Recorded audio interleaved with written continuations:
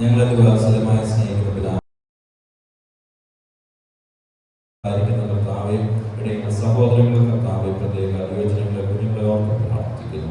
അടികളെ അനുഗ്രഹിക്കുന്നവരോടൊപ്പം കർത്താവെ, അവരെ കർത്താവെ ബലപ്പെടുത്തി അനുഗ്രഹിച്ചാണ് പ്രാർത്ഥനയുടെ ഞാൻ സ്തോത്രം ചെയ്യുന്നു. യേശുവിൻ നാമത്തിൽ തന്നെ ആമേൻ. Praise the lord. Praise the lord. Nathan ബോയ്സിന്റെ സൈഡിലില്ല, അതെനിക്ക് മനസ്സിലാക്കാൻ പറ്റും. പക്ഷെ ഗേൾസിന്റെ സൈഡിൽ എത്ര പേരുണ്ട്? 1, 2, 3, 4 എത്ര പേരുണ്ട്? പെട്ടെന്ന് നമ്പർ എടുത്തേ. ജെറമിയ സ്റ്റാർട്ട് ചെയ്തു. 1, 2, 3, 4, 5, 6, 7, 8, 9, 10, 11, 12, 13, 14, 15, 16, 17, 18, 19. 19 പേരുണ്ടായിട്ട് ഈ ഒരു സൗണ്ടേ ഉള്ളൂ. ഞാൻ എന്നെ തെറ്റിപ്പോയോ? 19 അല്ലാതെ കൂടുതലുണ്ടോ?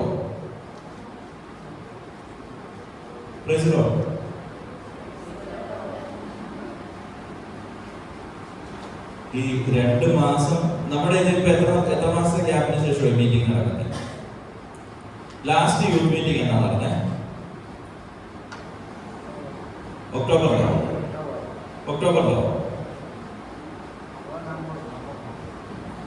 നവംബറില് അല്ല, ഡിസംബറിലോ? നവംബർ.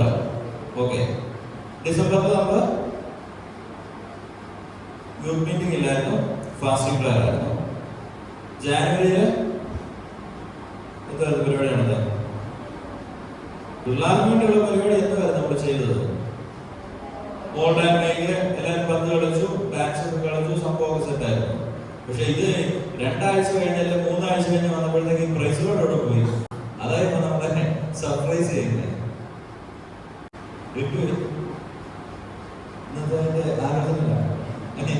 ഓക്കെ, അതിലേക്ക് നമ്മൾ സമയം കളയുന്നില്ല. ഇൻട്രസ്റ്റിംഗ് പറഞ്ഞ പാസ്റ്റാൻഡ് വരുന്നുണ്ട്.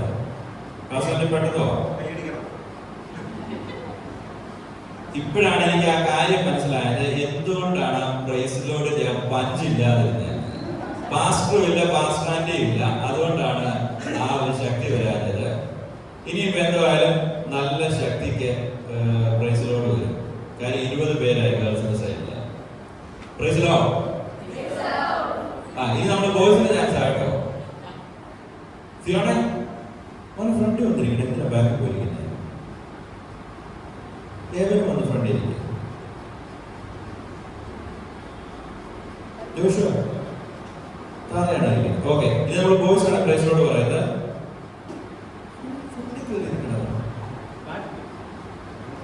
Okay, ready? Praise Lord. Competition ഉണ്ട്. ഒന്നുകൂടെ നോക്കുന്നോ? ഒന്നുകൂടെ നോക്കുന്നോ?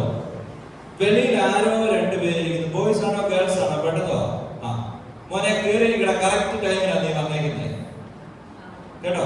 നീ ഇതിന് ബോയ്സും ഗേൾസും തമ്മിൽ പ്രൈസിലോട് പറഞ്ഞുകൊണ്ട് ഒരു മത്സരം നടന്നുകൊണ്ടിരിക്കണം. സീറ്റിലിരിക്കും. റെഡിയാണല്ലോ? ലാസ്റ്റ് ചാൻസ് ആ കേട്ടോ. ഇനി ചോദിക്കല്ലേ. റെഡിയാണല്ലോ? റെഡി? 1, 2, 3. Praise Lord. നമ്മളെ തോക്കിക്കുവാണോ? അവിടെ സൈലന്റ് ആയിട്ടിരിക്കും കേട്ടോ. നെയ്തന്റെ സൗണ്ട് ഒഴിവാക്കണം. നെയ്തനെ പറയല്ലോ കേട്ടോ. ഇപ്പൊ പ്രൈസ് ലോർഡ് ഗേൾസിന് വേണ്ടി മാത്രം, സഹോദരിമാർക്കുള്ള അവസരമാണ്. Praise Lord. തകർത്തോണം കേട്ടോ. സഹോദരിമാരും ശബ്ദം വെച്ചേക്കല്ലോ കേട്ടോ. നെയ്തനെ, ജോഷുവ, ഫിയോൺ, ചാക്കോച്ചി എല്ലാവരും റെഡിയാണല്ലോ? റെഡി ആയിട്ടിരിക്കുമല്ലേ? Okay. Praise the lord. Praise the lord. ഇപ്പൊ എനിക്കൊരു കാര്യം പിടികിട്ടി, ഒരു ടെക്നിക്ക് എനിക്ക് പിടികിട്ടി. ഞാൻ എങ്ങനെ പറയുന്നോ അതിനനുസരിച്ചാണ് നിങ്ങൾ പറയുന്നത്. കാര്യം പിടികിട്ടിയോ? ഞാൻ ആ ബോയ്സിന്റെ സൈഡ് പറഞ്ഞപ്പോഴത്തേക്ക് കുറച്ചുകൂടെ എനർജി പറഞ്ഞു. അന്നേരം നിങ്ങളുടെ അവരുടെ റെസ്പോൺസ് അതുപോലെ തന്നെയാണ്. ഞാൻ ഇച്ചിരി എനർജി കുറച്ച് പറഞ്ഞു. അന്നേരം ഗേൾസിന്റെ സൈഡിൽ നിന്ന് വന്ന റെസ്പോൺസ് അതുപോലെ. ഓക്കെ, 2 പേരുടെ നല്ല എനർജിയിൽ ഒരു പ്രൈസിലോട് പറയാൻ പോവാണ്. Praise Lord. Okay, thank you. ഒത്തിരി സന്തോഷമുണ്ട്. 2025 യൂത്ത് മീറ്റിംഗ് ആയിട്ട് നമുക്ക് കൂടി വരാൻ സാധിച്ചതിൽ ഒത്തിരി സന്തോഷം.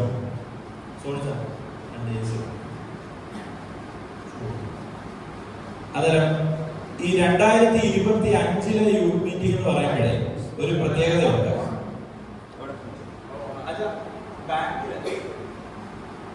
2025 എന്ന് പറയുമ്പോഴേ ഒരു പ്രത്യേകത ഉണ്ട്. എന്നാ പ്രത്യേകത? എന്തോ പ്രത്യേകത? New year. അതല്ലാതെ വേറെ ഒരു പ്രത്യേകത ഉണ്ട്. യൂത്ത് മീറ്റിംഗുമായിട്ട് ബന്ധപ്പെട്ട ഒരു പ്രത്യേകതയുണ്ട്. എന്തൊരു ഐഡിയ ഉണ്ടോ? ആദ്യത്തെ 2025 അത് ഞാൻ സംബന്ധിച്ചു. അതല്ലാതെ 75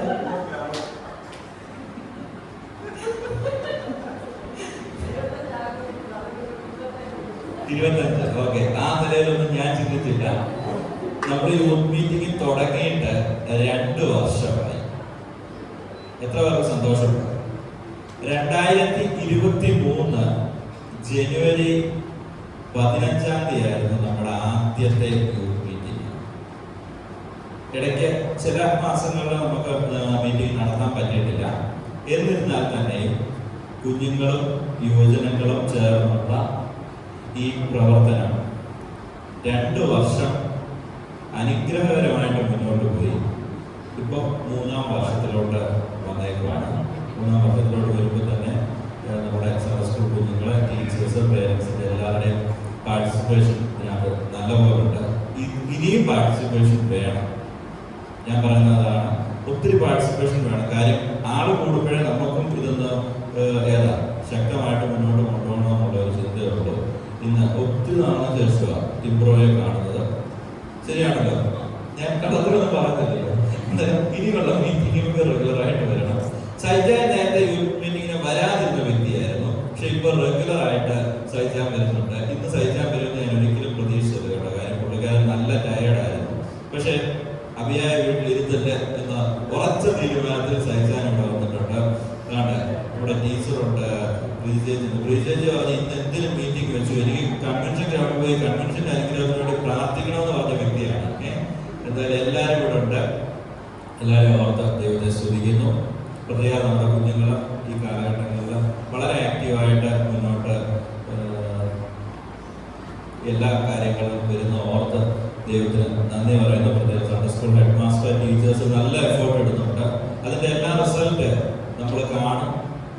ഞാൻ പൂർണ്ണമായിട്ട് വിശ്വസിക്കുന്നു നമ്മൾ ഇടുന്ന എഫേർട്ട്, നമ്മുടെ തലമുറകൾക്ക് വേണ്ടി ഇടുന്ന എഫേർട്ട് ഞാൻ എൻ്റെ കണ്ണുകൊണ്ട് കാണുമെന്ന് പൂർണ്ണമായി വിശ്വസിക്കുന്ന വ്യക്തിയാണ്. നമുക്ക് ആ പ്രതീക്ഷയോടെ തന്നെയായിരിക്കാം. പ്രത്യേകം ഇന്നത്തെ മീറ്റിംഗ് ഇന്നിവിടെ അത് മുന്നോട്ട് ലീഡ് ചെയ്യുന്നത് നമ്മുടെ ഒരു കുഞ്ഞു സഹോദരി. ആരാ? ഉറക്കം പറഞ്ഞു, പേര് ഉറക്കം പറ. റിന്റു. ആർക്കെങ്കിലും പേടിയുണ്ടോ റിന്റുവിന്റെ പേര് പറയാൻ?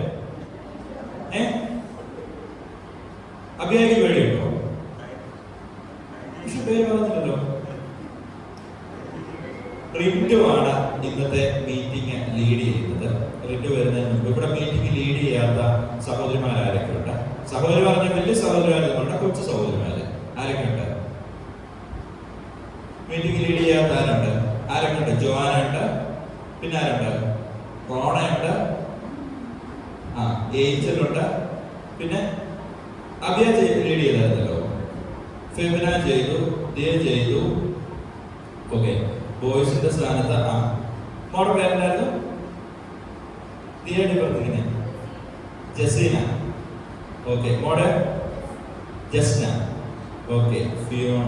ഓക്കെ, ഇനിയിപ്പോ മീറ്റിംഗ് ലീഡ് ചെയ്യാൻ പോകുന്ന കാറ്റഗറി എന്ന് പറയുന്നത് നമ്മുടെ ഇവിടുത്തെ ഒരു 6-ാം ക്ലാസ് 7-ാം ക്ലാസ് കാറ്റഗറിയുള്ള പിള്ളേരായിരിക്കും ഇനി നമുക്ക് ലീഡ് ചെയ്യാനുള്ളത്. അല്ലെ അതിന് താഴോട്ടുള്ള പിള്ളേരെ ഉണ്ട്, അതിന് മണ്ടേക്കുള്ള അവിടെ ഒരാൾ എത്തിയിട്ടുണ്ട് കേട്ടോ, 7-ാം ക്ലാസ് കഴിഞ്ഞ്. അന്നേരം ആ ഒരു കാറ്റഗറിയാണ്. ബാക്കി നമ്മുടെ യൂത്ത് ഓൾമോസ്റ്റ് എല്ലാവരും കവർ ചെയ്തിട്ടുണ്ട്. ഈ വർഷം ദൈവവശാൽ നമുക്ക് 12 മാസവും യൂത്ത് മീറ്റിംഗ് നടത്തണമെന്നുള്ള അതിയായ ആഗ്രഹത്തിലും പ്രാർത്ഥനയിലുമാണ്. അങ്ങനെ തന്നെ കാര്യങ്ങൾ മുന്നോട്ട് പോകട്ടെ. അന്നേരം ഇന്നത്തെ മീറ്റിംഗിൽ തുടർന്നുള്ള സെഷൻസ് ഹാൻഡിൽ ചെയ്യാനായിട്ട് റിന്റുവിനെ കരങ്ങളടിച്ച് നമുക്ക് സ്വാഗതം ചെയ്യും.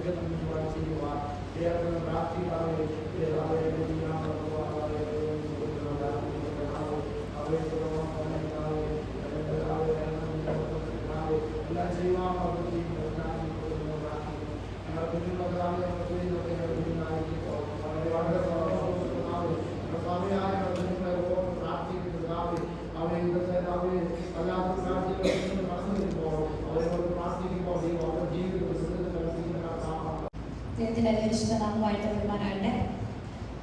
നമ്മുടെ നേരത്തെ പറഞ്ഞ 2025 വന്നേക്കുക. അപ്പം നമ്മളാരെയും റെസൊല്യൂഷനൊക്കെ എടുത്തിട്ടുണ്ടോ? ഞാൻ എടുത്തിട്ടുണ്ടോ റെസൊല്യൂഷൻ? ഒരു ഇന്ററാക്റ്റീവ് സെഷൻ ആയിരിക്കും, നിങ്ങൾ ആൻസർ പറയണം. നീ എടുത്തിട്ടുണ്ടോ? ഉണ്ടോ? പറയാൻ പറ്റുമോ? റെസൊല്യൂഷൻ ഇല്ലെങ്കിലും തന്നെ നമുക്ക് കുറച്ച് ഈ 2025 കുറച്ച് കാര്യങ്ങളൊക്കെ ചെയ്തു തീർക്കണമെന്നൊക്കെ ഒരാഗ്രഹമുണ്ട് അല്ലേ? ദിയ പറയും എനിക്ക് 12ാം ക്ലാസ്സിൽ ഇത്ര പെർസെൻറ്റേജ് മാർക്കോടെ എനിക്ക് പാസ്സാവണം, അല്ലെങ്കിൽ നമുക്ക് പല കാര്യങ്ങളും ചെയ്തു തീർക്കണം ഈ 2025 എന്നൊരു ഒരാഗ്രഹം ഉണ്ടാവും അല്ലേ? ചാക്കോച്ചൊക്കെ വലിയൊരു ലിസ്റ്റ് എഴുതിയിട്ടുണ്ട് കേട്ടോ 2025 ഗോൾ കാണിച്ചു. അപ്പം അതൊരു കാര്യം. പിന്നെ നമ്മൾക്ക് കുറച്ച് റോൾ മോഡൽസ് ഒക്കെ ഉണ്ടാവും അല്ലേ? നമ്മുടെ ഒരു കാര്യം ചെയ്യുമ്പോൾ നമുക്ക് വിചാരിക്കും നമുക്ക് ആ ആളെ പോലെ ആവണം, അല്ലെ ആ ആൾ ചെയ്ത കാര്യങ്ങളൊക്കെ ചെയ്യണം. നമ്മൾ ബൈബിളിൽ നോക്കുവാണെങ്കിൽ ഒത്തിരി ഇഷ്ടപ്പെട്ട ഒരു ക്യാരക്ടറാണ് ദാനിയേൽ. അപ്പൊ ദാനിയേലിൽ ഉണ്ടായിരിക്കുന്ന കുറച്ച് ഗുണങ്ങളെ കുറിച്ചാണ് പറയുന്നത്. ദാനിയേൽ എന്ന് പറഞ്ഞു കഴിഞ്ഞാൽ ദാനിയേൽ ബാബിലോണിലേക്ക് പിടിക്കപ്പെട്ടു പോയി. പക്ഷെ ഈ ദാനിയേലിന്റെ 3 കൂട്ടുകാരുണ്ട്. പേര് പറയാവോ? ദാനിയേലിന്റെ കൂടെ വന്നാലൊക്കെ ആയിരുന്നു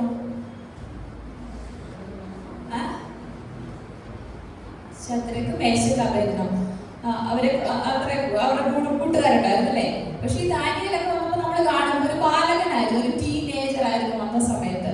പക്ഷെ പുള്ളിക്കുണ്ടായിരുന്ന കുറച്ച് ക്വാളിറ്റീസ് ആണ് ഞാനിന്ന് നിങ്ങളോട് ഷെയർ ചെയ്യാൻ ആഗ്രഹിക്കുന്നത് കേട്ടോ. അപ്പം ഫസ്റ്റ് എന്ന് പറഞ്ഞു കഴിഞ്ഞാൽ നമ്മള് മനപ്പാടായിട്ടൊക്കെ പഠിച്ചിട്ടുള്ള വാക്യമാണ്. പുള്ളിയുടെ വാല്യൂ അല്ലെങ്കിൽ എന്തൊക്കെ കൾച്ചർ ചേഞ്ച് ചെയ്താലും ജെറുസലേമിൽ എന്ത് ചെയ്തു? ബാബിലോൺ എന്ന് പറഞ്ഞ സ്ഥലത്തെത്തി. അപ്പം പുള്ളിയുടെ വാല്യൂ എന്താ? മാതാപിതാക്കൾ എന്തൊക്കെയാണോ പറഞ്ഞു കൊടുത്തത് ആ വാല്യൂ കാത്തു സൂക്ഷിക്കാൻ ഈ ദാനിയേലും കൂട്ടുകാരും ഒരു കൊണ്ടായിരുന്നു കേട്ടോ. ഫസ്റ്റ് എന്ന് പറഞ്ഞാൽ നമ്മുടെ വാല്യൂ, നമ്മൾക്ക് എന്തൊക്കെയാണ് നമ്മുടെ വാല്യൂസ്, അത് നമ്മൾ എവിടെ പോയാലും നമ്മൾ എന്ത് ചെയ്യണം? അത് കാത്തു സൂക്ഷിക്കണം. ഒരു വാക്യം വായിക്കാവോ? ദാനിയേൽ 1:8 നമുക്കെല്ലാം അറിയാവുന്നതാണ്.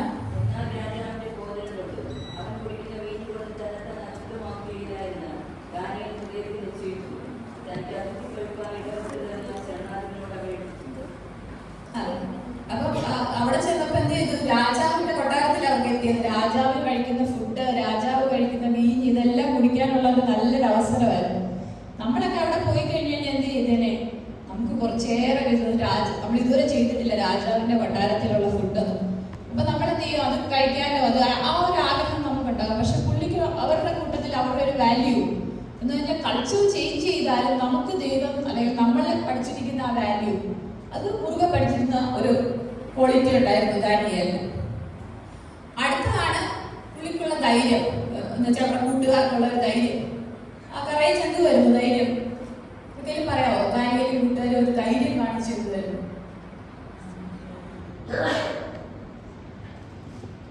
ഇതൊരു ധൈര്യം കാണിച്ചത് നമുക്കറിയാം.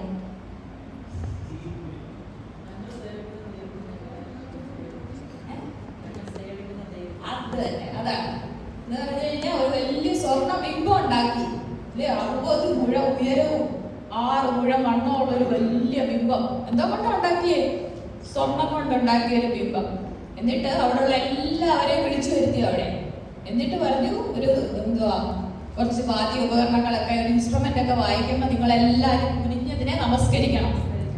അപ്പൊ എല്ലാവരും നമസ്കരിച്ചപ്പോൾ നമുക്ക് ഈ ബിബ്ലിക്കലിന്റെ ഒരു സീരിയൽ അത് നല്ല രീതിയിൽ അവതരിപ്പിക്കുന്ന ഒരു കാർട്ടൂണുണ്ട്, സൂപ്പർ ബുക്ക് എന്ന് പറഞ്ഞിട്ട്. നിങ്ങൾക്ക് എത്ര പേർക്ക് അറിയാമെന്നറിയില്ല, നമുക്കറിയാമല്ലേ? അപ്പൊ അതിനകത്തൊക്കെ അത് കാണുമ്പോൾ ഉള്ള എല്ലാവരും കുനിഞ്ഞു വീഴും, 3 പേര് മാത്രം ഇങ്ങനെ നിൽക്കും. എന്ന് വെച്ചാൽ അത്രക്ക് ആൾക്കാരുണ്ട്. അപ്പം ആ ഒരു ധൈര്യം എന്ന് പറഞ്ഞാൽ അപ്പൊ അവരോട് പിന്നെയും ഒരു പ്രാവശ്യം കൂടെ ഒരു അവസരം കൊടുക്കും. നിങ്ങൾ ആദ്യം ചിലപ്പോൾ നിങ്ങൾ വേറെ എന്തെങ്കിലും ആലോചിച്ച് നിന്നതായിരിക്കും, അതുകൊണ്ടായിരിക്കും നിങ്ങൾ വണങ്ങാനെ എന്ന് പറഞ്ഞവർക്ക് വീണ്ടും ഒരു അവസരം കൊടുക്കും. അപ്പോഴും എന്ത് ചെയ്യുന്നില്ല? ഇവര് 3 പേരും നിൽക്കുവാണ് ആ ബിംബത്തെ നമസ്കരിക്കാതെ. അപ്പൊ ചോദിച്ചപ്പോ എന്തോ പറഞ്ഞേ? ആ വാക്യം എന്തായിരുന്നു? ഞങ്ങൾ സേവിക്കുന്ന ദൈവം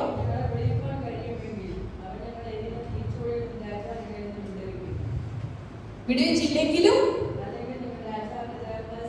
സേവിക്കയില്ല. ആ ഒരു ഉറച്ച ധൈര്യം ആർക്കുണ്ടായിരുന്നു? ദാനിയേലിന്. അപ്പൊ നമ്മൾ എവിടെയെങ്കിലും ഒക്കെ പോവാണ്, കൂട്ടുകാർ പല കാര്യങ്ങളും പറയും.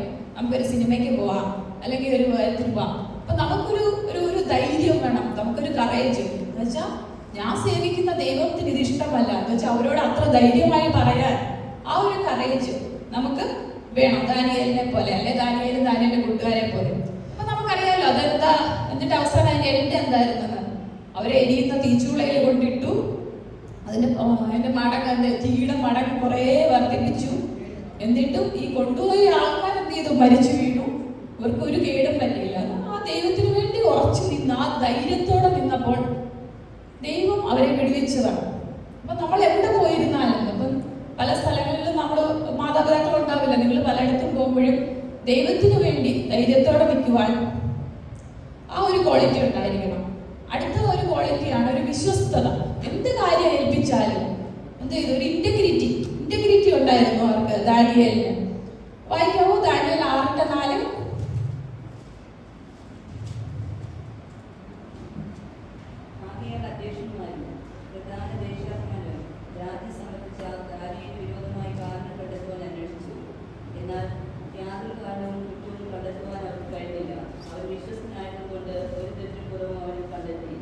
അതെ, അപ്പൊ നമ്മൾ ഇവിടെ ജോലി കാര്യങ്ങളിലോ അല്ലെ നമ്മൾ എന്ത് ചെയ്യുന്ന കാര്യങ്ങളിലായാലും ഒരിക്കലും കള്ളത്തരം കാണിക്കരുത്, കോപ്പി എഴുതുവോ ഒന്നും ചെയ്യരുത്. നമുക്കൊരു ഇന്റഗ്രിറ്റി ഉണ്ട്, നമുക്കൊരു വിശ്വസ്തത, നമ്മുടെ ദൈവത്തോടൊരു വിശ്വസ്തതയുണ്ട്.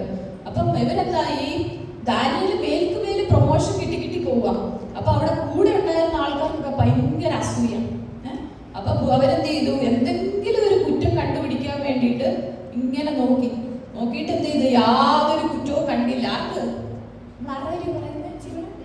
ദാനിയേലിന് ഒരു കുറ്റവും കണ്ടില്ല.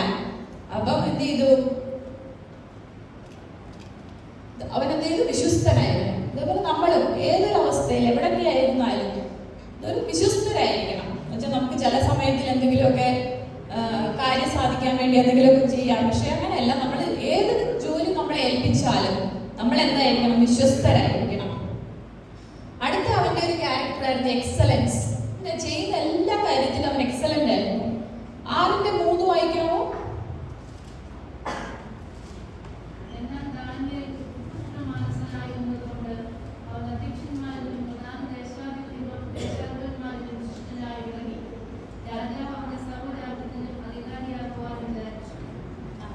ഈ ഉത്കൃഷ്ട മാനസം ഞാൻ കുറച്ച് കഷ്ടപ്പെട്ടില്ല. എന്താ സംഭവം? എന്നെ വേണോ മോളെ മോഡലിൽ ഇരിക്കുന്നത്? KJV വായിച്ചു.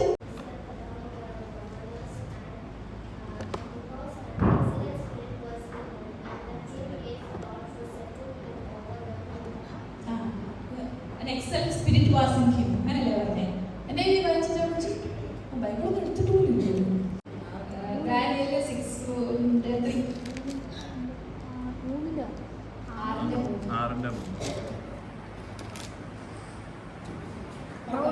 Now Daniel so distinguished himself among the chief ministers and the satraps by his exceptional qualities that the king planned to set him over the whole kingdom. Exceptional qualities അല്ലേ? എന്നുവെച്ചാൽ ആ ഒരു എക്സലന്റ്, നമ്മുടെ കൂടെ ആൾക്കാരുടെ കൂടെ നമ്മളിപ്പോൾ പഠിക്കുകയാണെങ്കിൽ നമുക്കൊരു എക്സലൻസ്, ഒരു എക്സെപ്ഷണൽ ക്വാളിറ്റി ഉണ്ടായിരിക്കണം. അതെങ്ങനെ ആ പുള്ളിക്ക് കിട്ടിയെന്ന് വെച്ചാൽ ആ ആൾക്കാർക്ക് എല്ലാവരും പുള്ളിയായിരുന്നു. പുള്ളിക്ക് പെട്ടെന്ന് രാജാവിന്റെ പ്രൊമോഷൻ കിട്ടി പോകുന്നത് എന്ന് പറഞ്ഞാൽ ആ ഒരു എക്സലൻസ് ഉണ്ടായിരുന്നത് എന്തുകൊണ്ടാണ്? ദൈവത്തിന് വേണ്ടിയിട്ട് എന്ത് ചെയ്തു, തന്റെ വാല്യൂ കളയാതെ അല്ലെങ്കിൽ ആ കറേജോടെ നിന്നതോടെ അല്ലെ ആ വിശ്വസ്തനായിരുന്നത് കൊണ്ട് അവരെന്തായിരുന്നു, ഭയങ്കര എക്സലന്റ് ആയിരുന്നു. എന്ന് വെച്ചാൽ ദാനിയേൽ 1:18 ഒന്ന് വായിക്കാം മലയാളത്തിൽ. എന്ന് പറഞ്ഞാൽ ഇവര് പറഞ്ഞു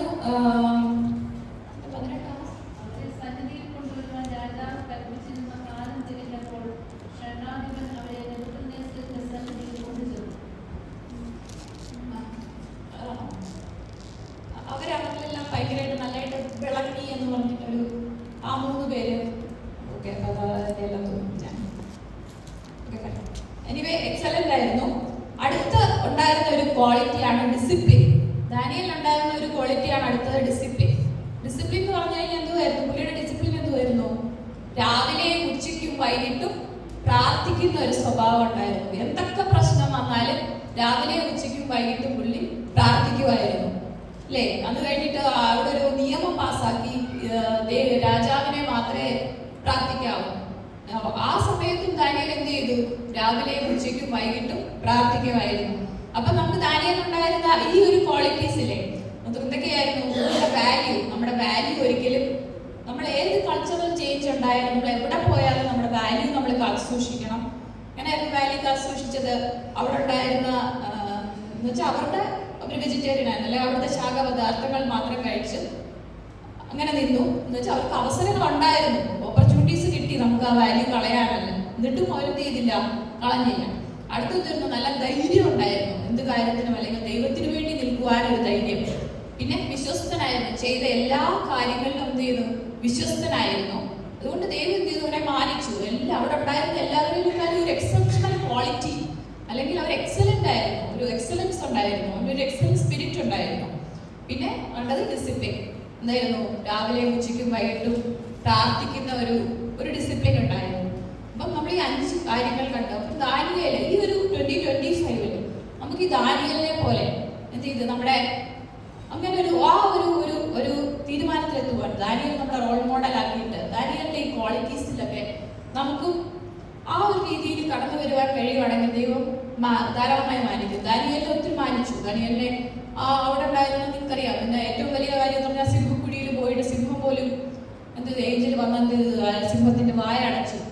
എന്ന് വെച്ചാൽ അത്രയും ഭയങ്കര വിടുതലുകൾ കിട്ടാനുള്ള കാരണം എന്താണ്? പുള്ളിക്കുണ്ടായിരുന്ന ഈ ഒരു ക്വാളിറ്റീസാണ്. ഓക്കെ, അപ്പൊ ഈ 2025 നമുക്ക് ദാനിയേലിനുണ്ടായിരുന്ന ആ ക്വാളിറ്റീസ് നമുക്കും ഉണ്ടാവട്ടെ.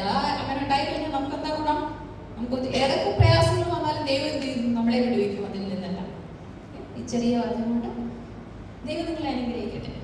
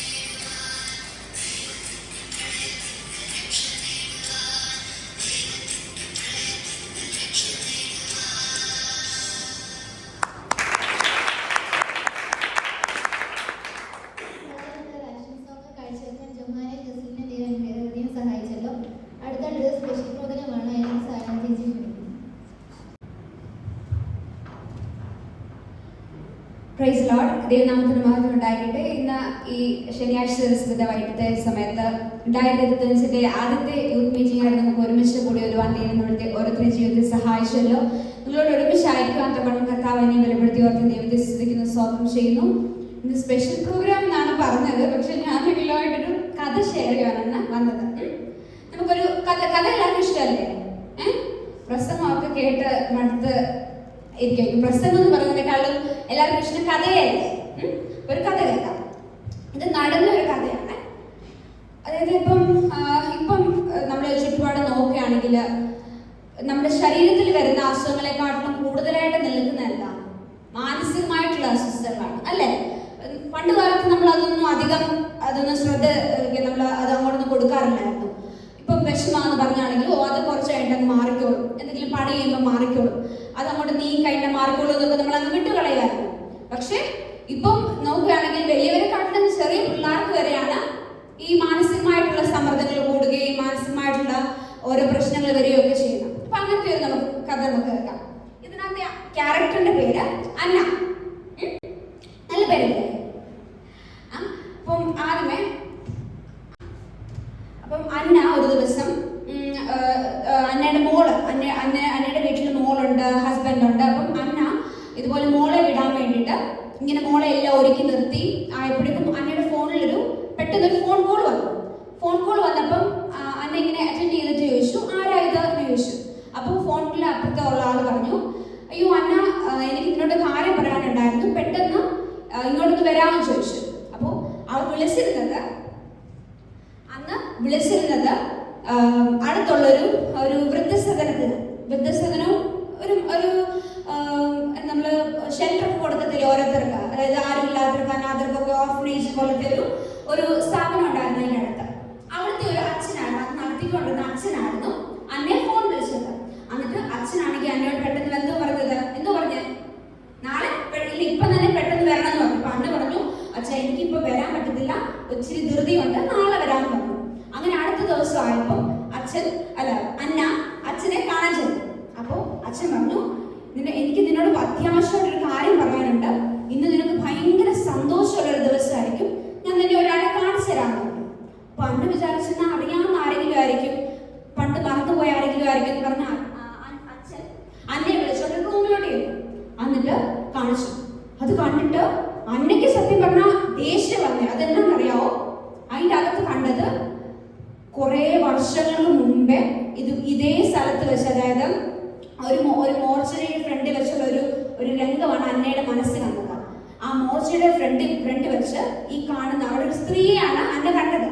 ആ സ്ത്രീ അന്നയുടെ മുഖത്തോട്ട് കുറേ പണത്തിന്റെ കെട്ടിങ്ങനെ വലിച്ചെറിയുന്ന ഒരു രംഗമാണ് അന്നയുടെ മുഖത്തേക്ക് ഓടി വന്നത്, അതായത് അന്ന ചിന്തിച്ചെടുത്തത്. അപ്പോൾ അച്ഛൻ പറഞ്ഞു, നിനക്ക് എന്നാ ഒരു സന്തോഷം ഇല്ലാത്ത? ഉടനെ അന്ന പറഞ്ഞു, അച്ഛൻ എന്നായി പറയുന്നേ, എനിക്ക് സന്തോഷം എങ്ങനെ വരാനാ? അച്ഛൻ ഇതിനാണോ എന്നെ കാണാൻ വിളിച്ചതെന്ന് ചോദിച്ചു. കാര്യം എന്താന്ന് വെച്ചാൽ കുറെ വർഷങ്ങൾക്ക് മുമ്പേ അന്ന ഒത്തിരി ദിവസം ഈ സ്ഥാപനത്തോടെ എല്ലാ ദിവസവും അന്ന മിണ്ടുകയും പറയുകയും അവിടുത്തെ അമ്മമാരുമായിട്ട് സംസാരിക്കുകയും ഒക്കെ ചെയ്യുമായിരുന്നു. നിങ്ങൾ കണ്ടിട്ടുണ്ടോ? നിങ്ങൾ എവിടെയെങ്കിലും ഓർഫനേജ് വിസിറ്റ് ചെയ്തിട്ടുണ്ടോ? ഉണ്ടോ? സ്കൂളിൽ നിന്ന് വല്ല വിസിറ്റ് പോയിട്ടുണ്ടോ? ഇനി അങ്ങനെയൊക്കെ പോകണം കേട്ടോ. എനിക്ക് 2-3 പ്രാവശ്യം, ഇപ്പം കോളേജിലാണെങ്കിലും സ്കൂളിലാണെങ്കിലും 2-3 പ്രാവശ്യം അവിടെയൊക്കെ പോകും. അവരുടെ ഒത്ത് നമ്മൾ എന്തെങ്കിലുമൊക്കെ സമയം ചെലവഴിക്കുമ്പോഴോ അല്ലെങ്കിൽ ഡാൻസ് ആണെങ്കിലും പാട്ടാണെങ്കിലും ഇതൊക്കെ ചെയ്യുന്ന അവർക്കൊരു സന്തോഷം. അപ്പോൾ ഈ അന്ന മിക്കവാറും ദിവസങ്ങളിൽ അവിടെ പോയി ടൈം സ്പെൻഡ് ചെയ്യുമായിരുന്നു. അങ്ങനെ സ്പെൻഡ് ചെയ്യുന്നൊരു സമയത്ത് അവിടെ ഒരു അമ്മയെ കണ്ടുമുട്ടിയായിരുന്നു കുറെ വർഷങ്ങൾക്ക് മുമ്പേ. അപ്പോൾ ആ അമ്മയുമായിട്ട് ഭയങ്കര കൂട്ടായി. അമ്മയ്ക്ക് നോക്കാനോ പറയാനോ ഒന്നും ആരും ഇല്ലായിരുന്നു. അപ്പോൾ അമ്മയെ ഹോസ്പിറ്റലിൽ കൊണ്ടുപോകുന്നതും എല്ലാം സ്വന്തം അമ്മയെ പോലെ അന്ന ആ അമ്മച്ചിയെ നോക്കുമായിരുന്നു. അപ്പോൾ ആ അമ്മച്ചിയുടെ മോളെയാണ് അന്ന കണ്ടത്. അപ്പോൾ അമ്മച്ചി ഒരു സമയത്ത് അമ്മച്ചിയാണെങ്കിൽ ഈ അന്നയെ ഭയങ്കര ഇഷ്ടമായിരുന്നു. കാരണം വെച്ചാൽ ആരും അമ്മച്ചിയെ നോക്കാതില്ല, ഇവിടെ വൃദ്ധസ്ഥലത്തിൽ ഇട്ടേച്ച് പോയേക്കുവാ. അപ്പോൾ ആരും നോക്കാതിരുന്ന സമയത്ത് അന്ന തന്നെ സമയമൊക്കെ ചെലവഴിച്ച് ഈ അമ്മച്ചിയെ നോക്കുന്നുണ്ടല്ലോ എന്ന് പറഞ്ഞ് എന്റെ സ്വന്തം മോള് പോലെയാണ് അമ്മച്ചി അന്നെ കണ്ടത്. പക്ഷെ ഒരു ദിവസം അതുപോലെ അമ്മച്ചിക്ക് ഒത്തിരി രോഗം കൂടിയിട്ട് അമ്മച്ചിയാണെങ്കിൽ മരിച്ചുപോയി. അന്നയുടെ യാത്രയൊക്കെ പറഞ്ഞ് അമ്മച്ചി അങ്ങ് മരിച്ചുപോയി. അപ്പോൾ അന്ന് അമ്മച്ചിയുടെ അടക്കത്തിന്റെ സമയത്ത് മോള് വന്നു. അമ്മച്ചിയുടെ മോള് വിദേശത്തായിരുന്നു. അവിടുന്ന് വന്നിട്ട് അപ്പോൾ അവിടുത്തെ അച്ഛനാണെങ്കിൽ മോളോട് പറഞ്ഞു ഇതുപോലാണ് അമ്മ മരിച്ചത്, ഇതുപോലെ എന്നിട്ട് പറഞ്ഞു അന്നയാണ് അമ്മച്ചി എല്ലാം നോക്കിയതും ഉടുപ്പിച്ചതും ആശുപത്രി കൊണ്ടുപോയതും എല്ലാം അമ്മയാണ്, നിങ്ങൾ ഒന്നിനു പോലും ഇങ്ങോട്ട് തിരിഞ്ഞു നോക്കിയില്ലല്ലോ എന്ന് മോളെ വഴക്ക് പറഞ്ഞു. മോൾക്ക് അത് ഇഷ്ടപ്പെട്ടില്ല. മോളുടെ പേര് ദിവ്യ എന്നായിരുന്നു. അപ്പൊ മറ്റേയാളുടെ പേരെന്നാ നിങ്ങൾ ശ്രദ്ധിക്കുന്നുണ്ടോ നോക്കട്ടെ? അന്ന. അന്നയും ഇത് ദിവ്യ. അപ്പൊ ദിവ്യ എന്ന് പറഞ്ഞ ഈ ചേച്ചി അന്നയോട് പറഞ്ഞു, അപ്പം അച്ഛനാണെങ്കിൽ ദിവ്യയെ വഴക്ക് പറഞ്ഞു, എന്നെ അമ്മയെ നോക്കാൻ വരാൻ എന്നാന്നൊക്കെ പറഞ്ഞു. ദിവ്യയെ വഴക്ക് പറഞ്ഞപ്പോഴേക്കും ദിവ്യ അന്നയോട് എന്ന് പറഞ്ഞു, എത്ര രൂപ വേണം നിനക്ക്, എന്റെ അമ്മയെ നോക്കിയത് എത്ര രൂപ വേണമെന്ന് ചോദിച്ചു. അപ്പൊ അന്നയ്ക്ക് ഭയങ്കര വിഷമായി. അപ്പൊ അന്ന പറഞ്ഞു, എന്റെ സ്വന്തം അമ്മയെ പോലെ ഞാൻ അമ്മച്ചിയെ നോക്കിയതല്ലാതെ ഞാൻ വേറെ ഒന്നും വിചാരിച്ചിട്ടല്ല നോക്കിയെന്ന് പറഞ്ഞു. ഇങ്ങനെയൊക്കെ പറഞ്ഞ് അവർ തമ്മിൽ അടിയായപ്പോഴേക്കും ദിവ്യക്ക് ദേഷ്യം വന്നിട്ട് ദിവ്യ ആ പണം ഇങ്ങനെ വലിച്ചെറിഞ്ഞു. നീ ഇതെടുത്തോന്ന് പറഞ്ഞ് ഇങ്ങനെ വലിച്ചെറിഞ്ഞിട്ടാണ് ദിവ്യ പോയത്. അപ്പൊ ആ രംഗമാണ് അന്നയുടെ മനസ്സിലേക്ക് കടന്നു വന്നത്. അപ്പൊ ആ മുറിക്കകത്ത് ഇപ്പൊ മാനസിക ഈ കേന്ദ്രത്തിലേക്ക്, ഈ സ്ഥാപനത്തിലേക്ക് കൊണ്ടുവന്നിരിക്കുന്ന ആരെയാണ്? ദിവ്യയെ കൊണ്ടുവന്നേക്കുവാ കുറെ വർഷങ്ങൾക്ക് ശേഷം. അപ്പൊ അച്ഛനോട് ചോദിച്ചു, എന്നാ ചേച്ചിക്ക് എന്നാ പറ്റിയെന്ന് ചോദിച്ചു. അപ്പൊ അച്ഛൻ പറഞ്ഞു, മൊത്തത്തിൽ ഭർത്താവ് ഉപേക്ഷിച്ചിട്ട് പോയി, മക്കൾ ഉപേക്ഷിച്ചിട്ട് പോയി. അപ്പോഴേക്കും ദിവ്യക്ക് ഡിപ്രഷൻ വന്നിട്ട് ഇതുപോലെ ആരോടും സംസാരിക്കത്തില്ല, ആരോടും മിണ്ടത്തില്ല, ഒരു ഇരുണ്ട മുറിയിൽ ഇങ്ങനെ അടച്ച് ഇങ്ങനെ ഉറങ്ങാതെ ഒന്നും കഴിക്കാതെ ഇങ്ങനെ ഇരിക്കുന്ന ഒരു അവസ്ഥ ഇരിക്കുക. അങ്ങനത്തെ ഒരു അവസ്ഥ നിങ്ങൾക്ക് ചിന്തിക്കാൻ പറ്റുമോ? രാവിലെ ഒന്ന് കഴിച്ചില്ലെങ്കിലേ വിളിക്കും അമ്മയെ, അല്ലെങ്കിൽ വൈകിട്ട് വന്നിട്ട് വിളിക്കും എന്തേലും താ നമ്മൾ പറയത്തില്ലേ? ആരെങ്കിലും ഭക്ഷണം വെക്കാതെ അമ്മമാര് മറന്നു പോകുമോ? ഇല്ലല്ലോ. നമുക്ക് 3 നേരം ഭക്ഷണം, 3-4 നേരം നമുക്ക് ഭക്ഷണം കിട്ടുന്നുണ്ട്, എന്നിട്ട് നമുക്ക് വിശപ്പായിരിക്കും. ചിലപ്പോ ഒന്ന് ആലോചിച്ച് നോക്കിയേ, ഒരു മനുഷ്യൻ ഒന്നും ചിന്തിക്കാതെ ഇങ്ങനെ ഇരുട്ട് മുറിക്കാതെ ഇങ്ങനെ ഒരു സ്ഥലത്ത് തന്നെ ഇങ്ങനെ നോക്കിക്കൊണ്ടിരിക്കുക. അങ്ങനത്തെ ഒരു അവസ്ഥയാണ് ഡിപ്രഷൻ എന്ന് പറയുന്നത്.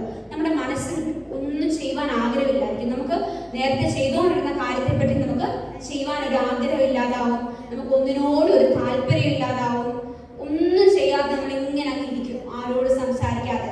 അങ്ങനത്തെ ഒരു അവസ്ഥയിലായിരുന്നു ദിവ്യ ഇരുന്നത്. അപ്പൊ അന്നയ്ക്ക് ശരിക്കും പറഞ്ഞാൽ സന്തോഷമായി, പക്ഷെ സങ്കടം വന്നു. ഈ ചേച്ചി ഇങ്ങനെ ആയിപ്പോയല്ലോ. അപ്പം അന്നെ അടുത്തേന്ന് വിളിച്ചു, ചേച്ചി എന്നെ ഓർമ്മയുണ്ടോ എന്ന് ചോദിച്ചു. അപ്പൊ ദിവ്യ അന്നെ നോക്കുന്ന പോലും ഇല്ല, അങ്ങനെ തന്നെ ഇരിക്കുവോ ദിവ്യ.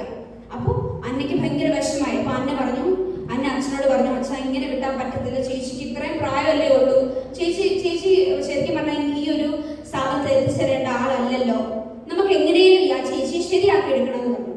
അങ്ങനെ പിന്നത്തെ ദിവസത്തില് അന്ന ചേച്ചിയോട് ചെന്ന് സംസാരിക്കുകയും ഓരോ വർത്താനം പറയുകയും പഴയ കാര്യങ്ങളൊക്കെ ഇവർ ഒരുമിച്ച് പഠിച്ചൊക്കെ ആയിരുന്നു. അപ്പൊ പഴയ കാര്യങ്ങൾ പറയുകയും ഒക്കെ ചെയ്ത് കുറെ ദിവസം കഴിഞ്ഞപ്പോഴേക്കും, കുറെ നാളുകൾ കഴിഞ്ഞപ്പോഴേക്കും ദിവ്യ ഇങ്ങനെ പെതുക്കെ ജീവിതത്തിലേക്ക് മടങ്ങി വരാൻ തുടങ്ങി. അപ്പൊ അന്ന ഒരു ദിവസം എന്നിട്ട് സംസാരിക്കുന്നില്ലായിരുന്നു കേട്ടോ. ഒരു ദിവസം അന്നയാണെങ്കിൽ ചെന്ന് ദിവ്യയോട് ചോദിച്ചു, ചേച്ചി എന്നെ ഇത്രയും നാളായിട്ട് ഞാൻ ചേച്ചിയുടെ അടുക്ക വരുന്നത്, എന്നിട്ട് ചേച്ചി ഒരു ദിവസം പോലും എന്നെ മോളേന്ന് പോലും വിളിച്ചിട്ടില്ലല്ലോ, ഇങ്ങനെയാണെങ്കിൽ ഞാൻ ഇനി വരുന്നില്ല, ചേച്ചി ഇവിടെ ഇരുന്നോളം പറഞ്ഞ് പോവാൻ നേരം ദിവ്യ മോളേന്ന് വിളിച്ചിട്ട് കെട്ടിപ്പിടിച്ച് കരഞ്ഞു. അന്നെ കെട്ടിപ്പിടിച്ചിട്ട് കരഞ്ഞിട്ട് പറഞ്ഞു, മോളെ നിനക്ക് എന്നോട് ക്ഷമിക്കാൻ പറ്റുമോ എന്ന് ചോദിച്ചു. അതെന്തുകൊണ്ടാ? 3-4 വർഷം മുമ്പേ അന്നയുടെ മുഖത്തോട്ട് പണം എറിഞ്ഞിട്ട് പോയ ആ വ്യക്തിയാണ് ഇപ്പൊ അന്നയോട് ചോദിക്കുന്നത്, മോളെ നിനക്ക് എന്നോട് ക്ഷമിക്കാൻ പറ്റുമോ? അപ്പൊ അന്ന പറഞ്ഞു, ചേച്ചിയുടെ അനിയത്തെ പോലെ എന്നെ കണ്ടാൽ മതി, ഞാൻ അമ്മയെ അതുപോലെ തന്നെ നോക്കിയിട്ടുള്ളൂ, അതൊന്നും വിഷമിക്കേണ്ട, അതൊന്നും വിചാരിക്കേണ്ട എന്ന് പറഞ്ഞു. അങ്ങനെ കുറെ നാൾ കഴിഞ്ഞിട്ട് ദിവ്യ വെളിയിൽ പോയി, ജോലിയായി. അപ്പം ദിവ്യ എപ്പോഴും തിരിച്ചു വരുമ്പം ഈ ആ സെന്ററിലുള്ള എല്ലാവർക്കും ഗിഫ്റ്റ്സ് വരും. ഗിഫ്റ്റ്സ് കൊണ്ടുവന്നിട്ട് കുറെ നാൾ കഴിഞ്ഞിട്ട് ഈ അന്നക്കിടയ്ക്ക് ഗിഫ്റ്റ്സ് ഒക്കെ കൊണ്ടുവരാൻ ശ്രമിക്കുമ്പോഴൊക്കെ അന്ന പറയും, എനിക്ക് ഒന്നും വേണ്ട എന്ന് പറയും. അപ്പോൾ നമ്മളിവിടെ കാണുന്നതായിരുന്നു നമുക്ക് ഏറ്റവും മുന്നിട്ട് നിൽക്കുന്ന അന്നയുടെ ഒരു സ്വഭാവം ആർക്കെങ്കിലും പറയാൻ പറ്റുമോ? അമ്മച്ചി പറഞ്ഞത് സ്നേഹത്തെ പറ്റി നിങ്ങൾ കേട്ടിട്ടുണ്ടോ? സ്നേഹത്തെ പറ്റി ഏറ്റവും നിങ്ങൾക്ക് അറിയാവുന്ന ഒരു വാക്യം പറഞ്ഞേ, കേൾക്കട്ടെ. ശരിയാണ്ടിയാണ് നിൽക്കുന്നത്, എനിക്ക് പിള്ളേരെ കേൾക്കണം. ഒരു സിമ്പിൾ വാക്യം കേട്ടിട്ടുണ്ട്, ദൈവം സ്നേഹം തന്നെ, ഗോഡ് ഇസ് ലവ്. അപ്പോ സ്നേഹം എവിടെ നിന്നാണ് വരുന്നത്? ദൈവത്തിൽ നിന്ന്. നമുക്ക് വാക്യത്തിലൂടെ നമുക്ക് നോക്കാം. നമ്മൾ കഥ കേട്ടു, ഇനി വാക്യം പഠിക്കാം. ആരെടുക്കുന്നത് നോക്കട്ടെ. 1 യോഹന്നാൻ 4:7 വാക്യം ഒന്ന് എടുത്തിട്ട്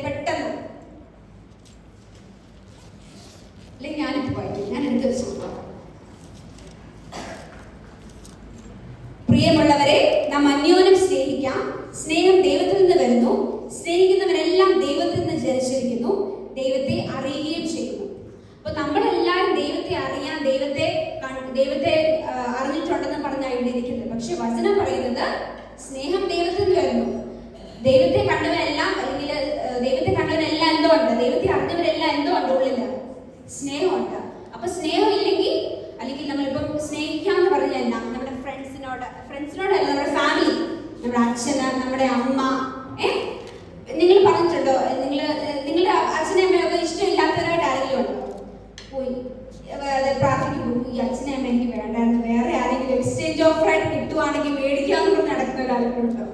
ചിലപ്പോ നമ്മൾ ചിന്തിക്കും ആ ദേശത്തിന്, എങ്കിലും നമ്മുടെ അപ്പനെ അമ്മയെ പോലെ നമ്മെ സ്നേഹിക്കുന്ന ആരെങ്കിലും ലോകത്തിലുണ്ടോ? ഇല്ല. അത് നമ്മൾ ആദ്യമേ മനസ്സിലാക്കണം. അപ്പം അപ്പനെ അമ്മയെ പോലെ, അല്ലെങ്കിൽ ആ ഒരു അതുപോലത്തെ ഒരു സ്നേഹം, ദൈവത്തിന്റെ സ്നേഹത്തിന്റെ ഒരു ഡെഫിനിഷൻ, ഒരു വേർഡ് വചനം പറയുന്നത് അഗാപ്പെ, നിത്യമായ സ്നേഹം.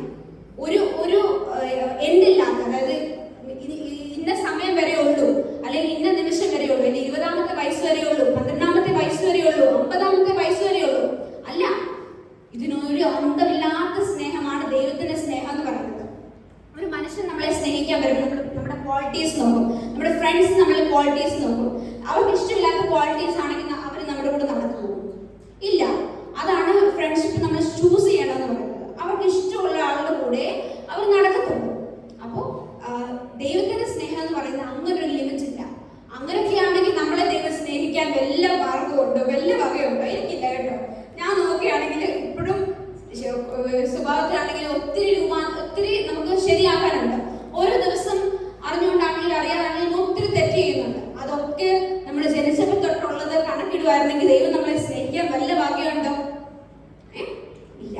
പക്ഷെ എങ്കിലും നമ്മൾ പാപികളായിരിക്കുമ്പോൾ തന്നെ കർത്താവ് നമ്മളെ തേടി വന്നു. ദൈവത്തിന്റെ സ്നേഹമാണ് നമ്മളെ ഓരോ ദിവസം നടത്തുന്നത്. അപ്പോൾ നമ്മൾ ഓരോ ദിവസം കർത്താവിനോട് പ്രാർത്ഥിക്കാതിരുന്നാൽ, കർത്താവിന്റെ മുഖത്ത് നമ്മൾ ഇത്രത്തോളം സ്നേഹിക്കുന്ന ഒരു ദൈവത്തെ നമ്മൾ നോക്കാതിരുന്നാൽ ദൈവത്തിന് വിഷമം വരത്തില്ലേ? അയ്യോ, അപ്പനും അമ്മയ്ക്കും ഒരു ദിവസം, നിങ്ങൾ ഏതെങ്കിലും ദിവസങ്ങളിൽ നിങ്ങൾ അപ്പനോടും അമ്മയോട് സംസാരിക്കാതിരിക്കാറുണ്ടോ? രാവിലെ വഴക്കിട്ടിട്ടാ പോയത്, എനിക്ക് ഒരാഴ്ച കഴിഞ്ഞിട്ട് ഞാൻ സംസാരിക്കുന്നുള്ളൂ എന്ന് പറഞ്ഞിരിക്കാറുണ്ടോ? ഇല്ലല്ലോ. നിങ്ങൾ ആരെങ്കിലും ഇരിക്കാറുണ്ടോ? ഇല്ല. അപ്പൊ അപ്പനും അമ്മയ്ക്കും വിഷമോ, അവർ കുറച്ച് കഴിഞ്ഞിട്ട് വന്ന് പറയും, ഞാൻ ഇന്നതിനാണ് നിന്നെ തല്ലിയത്, എന്നോട് ക്ഷമിക്കുമെന്ന് പറഞ്ഞ് അവരാണെങ്കിലും വന്ന് പറയും. നമുക്ക് ഇത്രത്തോളം സമയം പിരിഞ്ഞിരിക്കാൻ പറ്റുമോ? ഇല്ല. അതുപോലെ തന്നെയാണ് നമ്മുടെ യേശുക്രിസ്തു. നമ്മുടെ യേശുക്രിസ്തു നമ്മളെ ഒത്തിരി സ്നേഹിക്കുന്നുണ്ട്. അപ്പൊ നമ്മൾ എല്ലാ ദിവസവും കർത്താവിന്റെ അടുത്ത് പ്രാർത്ഥിക്കണം. എന്ത് മറന്നുപോയാലും പ്രാർത്ഥിക്കാൻ മറക്കരുത്. കാരണം പ്രാർത്ഥന എന്നാ, നമ്മൾ ദൈവത്തോട് സംസാരിക്കുക. നമ്മൾ അപ്പനോടും അമ്മയോടും വീട്ടിൽ നമ്മൾ സംസാരിക്കുന്ന പോലെ നമ്മൾ ദൈവത്തോട് സംസാരിക്കുന്നതാണ് പ്രാർത്ഥന. അതിന് ചർച്ച വരണമെന്നുണ്ടോ? വീട്ടിലിരിക്കണമെന്നുണ്ടോ? നമുക്ക് നടന്നുകൊണ്ട് പ്രാർത്ഥിക്കാം, ഇരുന്നുകൊണ്ട് പ്രാർത്ഥിക്കാം, കിടന്നുകൊണ്ട് പ്രാർത്ഥിക്കാം. നമുക്ക് ഏത് സമയം കർത്താവിന്റെ സ്ഥലത്ത് നമുക്ക് വേണ്ടി തുറന്നിരിക്കുക. ഒരു പാട്ടുകാരൻ ഇപ്രകാരം പറയുന്നുണ്ട്, എനിക്ക് ആശ്വസിപ്പാൻ ഒരു സങ്കേതമുണ്ട്, ഒരു നാളിലും വാതിൽ അടയുകയില്ല. അപ്പോ ഒരു സമയമില്ല, 24/7 കർത്താവ് നമുക്ക് വേണ്ടി അവൈലബിൾ ആണ്. ഏത് സമയം നമുക്ക് കർത്താവിനെ വിളിച്ചപേക്ഷിക്കാം. വേറൊരു വാക്യം വായിക്കുന്നത് 1 യോഹന്നാൻ 3:18. ദൈവത്തിന്റെ സ്നേഹം അവനിൽ എങ്ങനെ വസിക്കും? കുഞ്ഞുങ്ങളെ, നാം വാക്കിനാലും നാവിനാലുമല്ല, പ്രവൃത്തിയിലും സത്യത്തിലും തന്നെ സ്നേഹിക്കാം. അപ്പൊ ആദ്യമായിട്ട് നമുക്ക് എങ്ങനെ സ്നേഹം നമ്മളിലൂടെ വെളിപ്പെടുത്താം? നമുക്ക് സ്നേഹമുണ്ട് പറയുകയും അതിന്റെ ഓപ്പോസിറ്റ് ആയിട്ടുള്ള പ്രവൃത്തി ചെയ്യുകയും ചെയ്ത ആരെങ്കിലും നമ്മളെ വിശ്വസിക്കുമോ? ഇല്ല. അതായത് നമുക്ക് എനിക്ക് നിന്നോട് സ്നേഹമാണ്, വളരെ സ്നേഹമാണെന്ന് പറഞ്ഞിട്ട് പിന്നെ കുറച്ച് കഴിഞ്ഞിട്ട് അവനെ ഒന്ന് ഹെൽപ്പ് ചെയ്യാതിരിക്കാം, അവൻ പറയുന്നത് കേൾക്കാതിരിക്കാം, അങ്ങനെയൊക്കെ ചെയ്ത് കഴിഞ്ഞാൽ ആരെങ്കിലും നമ്മളെ മൈൻഡ് ചെയ്യുമോ? ഇല്ല. അപ്പൊ നമ്മള് വാക്കിനാണ് നമ്മൾ സ്നേഹിക്കുന്നു. വചനത്തിൽ ഒരു വാക്ക് എഴുതിയിട്ടുണ്ട്, കർത്താവ് എന്ന് വിളിക്കുന്നവരല്ല, ബാക്കി പറഞ്ഞു, എന്നെ ഇഷ്ടം ചെയ്യുന്നവരാണ്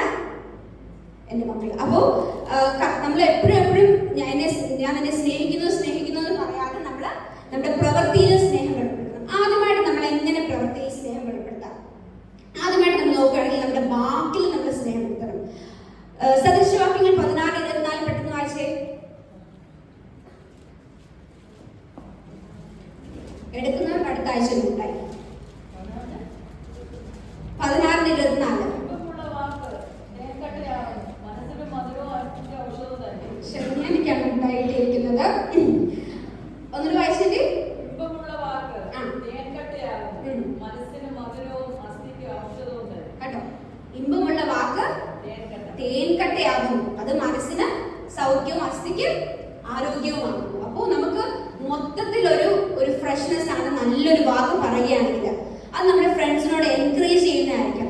നിനക്കത് പറ്റും.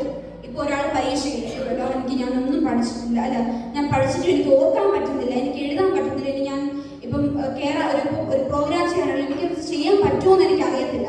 ഉടനെ നമ്മൾ അവിടെ അടുത്തെന്ന് പറയുവാടാ എനിക്കും പേടിയാടാ, എനിക്കും ചെയ്യാൻ അറിയത്തില്ല, ഞാനും ചെയ്യുന്ന നമുക്ക് രണ്ടുപേരും ഇവിടെ ഇരിക്കാം, നമുക്ക് പോകണ്ട, അങ്ങനെയാണ് പറയുന്നത്. അല്ല, നമുക്ക് രണ്ടുപേർക്കും ഒന്ന് ട്രൈ ചെയ്ത് നോക്കാം.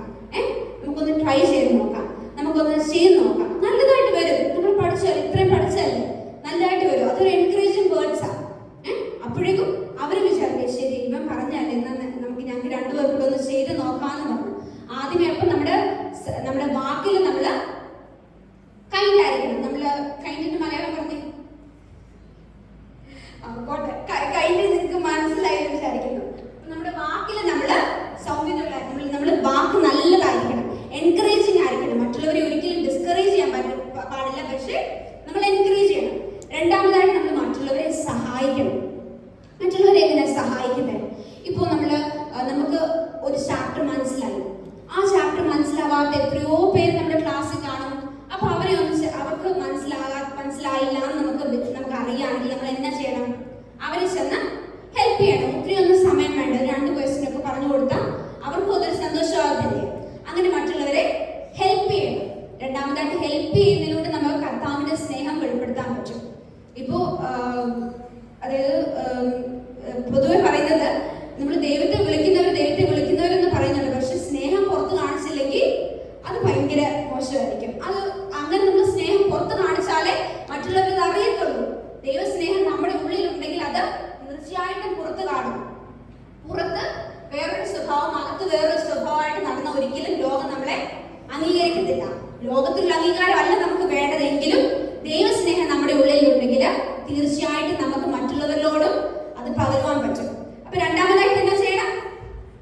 മറ്റുള്ളവരെ സഹായിക്കണം. മൂന്നാമതായിട്ട് ക്ഷമിക്കണം. ക്ഷമ, പേഷ്യൻസ്, അത് നമുക്ക് എല്ലാവർക്കും ആവശ്യമാണ്. അത് മാതാപിതാക്കൾക്കാണെങ്കിലും കുഞ്ഞുങ്ങൾക്കാണെങ്കിലും എപ്പോഴും നമുക്ക് ക്ഷമ ആവശ്യമാണ്.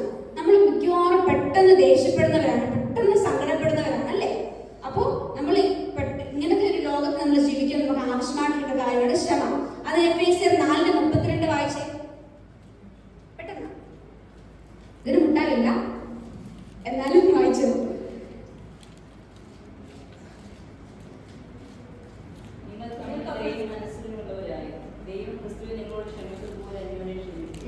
അപ്പോൾ യേശുക്രിസ്തു നമ്മളെ പഠിപ്പിച്ച ഒരു വലിയ ഗുണമാണ് ക്ഷമ എന്നുള്ളത്. അപ്പൊ നമ്മൾ മറ്റുള്ളവരോട് ക്ഷമിക്കണം. നമ്മളോട് എന്തെങ്കിലും ഒരു കൂട്ടുകാരെ തെറ്റ് ചെയ്യും, ഉറപ്പായിട്ടും നമുക്ക് ഇഷ്ടമില്ലാത്ത ചിലപ്പം ഒരാൾ ചെയ്തെന്ന് വിചാരിക്കും, പക്ഷെ നമ്മൾ അവരോട് ക്ഷമിക്കുവാൻ തയ്യാറാകണം. കാരണം നമ്മളിപ്പോൾ ക്ഷമിച്ചില്ല എങ്കിൽ നമുക്ക് എപ്പോഴും അയാളോട് ദേഷ്യം കാണും.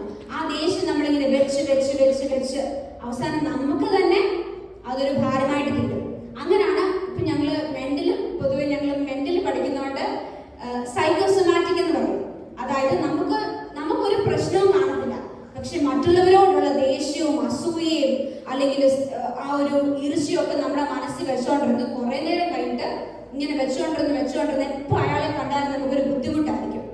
പിന്നെ നമുക്ക് തലവേദന, വയറുവേദന, കാലുവേദന, കൈവേദന, അങ്ങനെ നമ്മുടെ ഈ തലയിൽ നമ്മുടെ ശരീരത്തിലോട്ട് ഇങ്ങനെ ഇറങ്ങി നമുക്ക് ഇല്ലാത്ത വേദന ഒന്നും കാണത്തില്ല.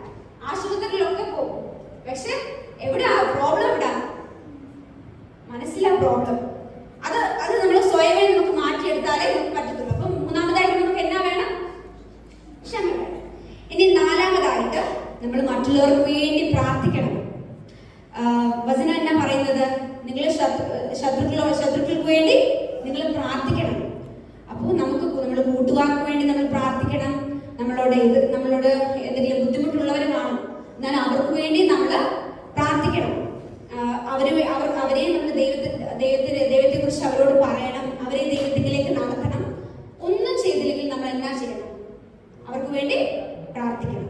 അത് രഹസ്യമായിട്ട് ആണെങ്കിൽ നമ്മൾ അവർക്ക് വേണ്ടി പ്രാർത്ഥിക്കണം. നമ്മൾ അവരോട് ചെന്ന് പറയണമെന്നൊന്നുമില്ല. അവർ പിന്നെയും നമ്മളെ ചിലപ്പം വേദനിപ്പിച്ചെന്നിരിക്കാം, എങ്കിലും നമ്മൾ അവർക്ക് വേണ്ടി പ്രാർത്ഥിക്കണം.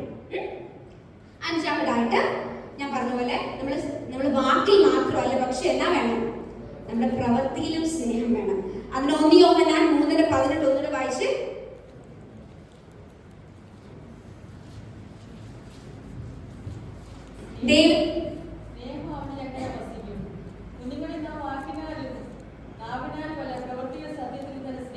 അപ്പൊ നാം വാക്കിനാലും നാവിനാലും അല്ല, പ്രവൃത്തിയിലും സത്യത്തിലും തന്നെ സ്നേഹിക്കാം.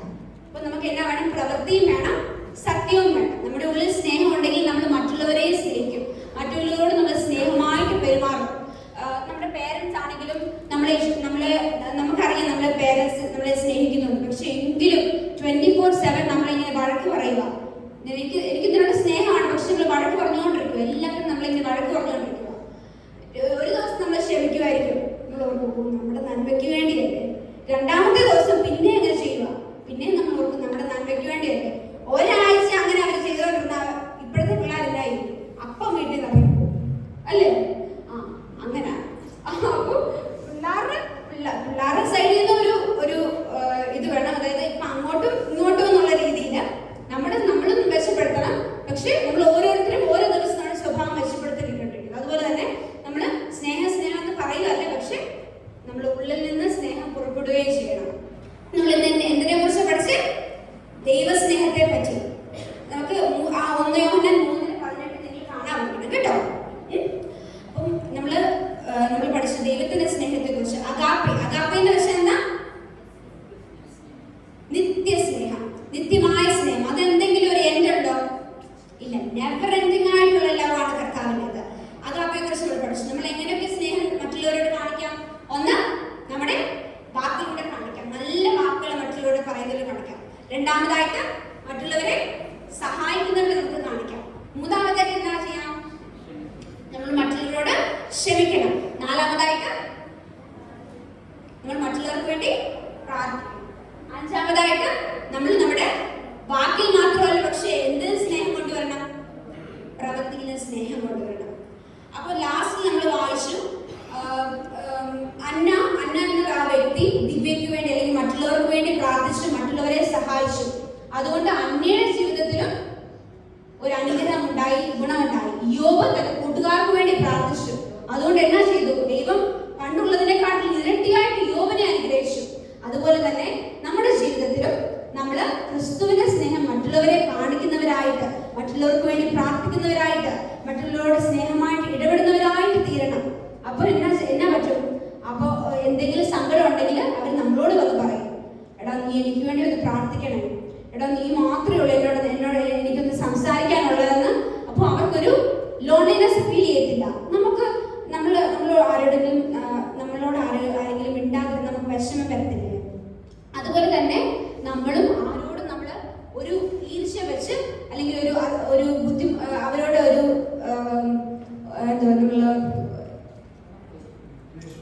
വിദ്വേഷം വെച്ച് നമ്മൾ പെരുമാറാൻ പാടില്ല. പക്ഷെ അവരോടാണെങ്കിൽ നമ്മൾ എല്ലാവരുടെ സ്നേഹമായിട്ട് പെരുമാറണം. ആരെയും നമ്മൾ ഒരു അകറ്റി നിർത്താൻ പാടില്ല.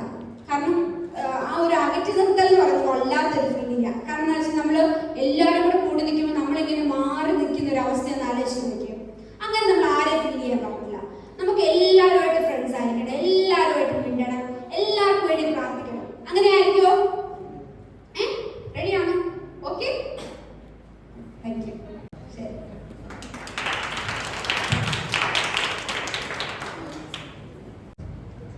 നമ്മുടെ ജീവിതത്തിൽ പലരും നമ്മളെ സ്നേഹിക്കും, പക്ഷെങ്കിൽ അതിനൊക്കെ ഒരു ലിമിറ്റ് ഉണ്ട്. എന്നാൽ ലിമിറ്റ് ഇല്ലാതെ നമ്മളെ സ്നേഹിക്കാൻ നമ്മുടെ കർത്താവിന് മാത്രമേ കഴിയത്തുള്ളൂ. അപ്പോൾ ചെറിയൊരു കഥയിലൂടെ വളരെ മനോഹരമായിട്ടുള്ള ഒരു സ്നേഹത്തെ പറ്റി നാം മറ്റുള്ളവരോട് എങ്ങനെ സ്നേഹം കാണിക്കണമെന്നും അതുപോലെ തന്നെ ദൈവത്തിൻ്റെ സ്നേഹത്തെ പറ്റി വളരെ നല്ലൊരു മെസ്സേജ് സരവണ ചേച്ചിക്ക് കഴിഞ്ഞല്ലോ. സരവണ ചേച്ചി ദൈവം അനുഗ്രഹിക്കട്ടെ. അടുത്തായിട്ടൊരു പാട്ടാണ്, അതിനുവേണ്ടി ഐവി എബിയും ക്ഷണിക്കും. സ്തുതിക്കു യോഗ്യനാം യേശുനാഥാ, വരുന്നു ഞാനെന്നു നിൻ സന്നിധി, പൂർണ്ണമായി എന്നെ ഞാൻ നൽകിയിടുന്നു, പകരുക ശക്തി എന്നിൽ നാഥാ. യേശുവേ നീ മാത്രം എന്നെന്നും ആരാധ്യൻ, നിനക്കു തുല്യനായ ആരുമില്ല. സ്വർഗ്ഗത്തിലും എന്നും ഭൂമിയിലും എന്നും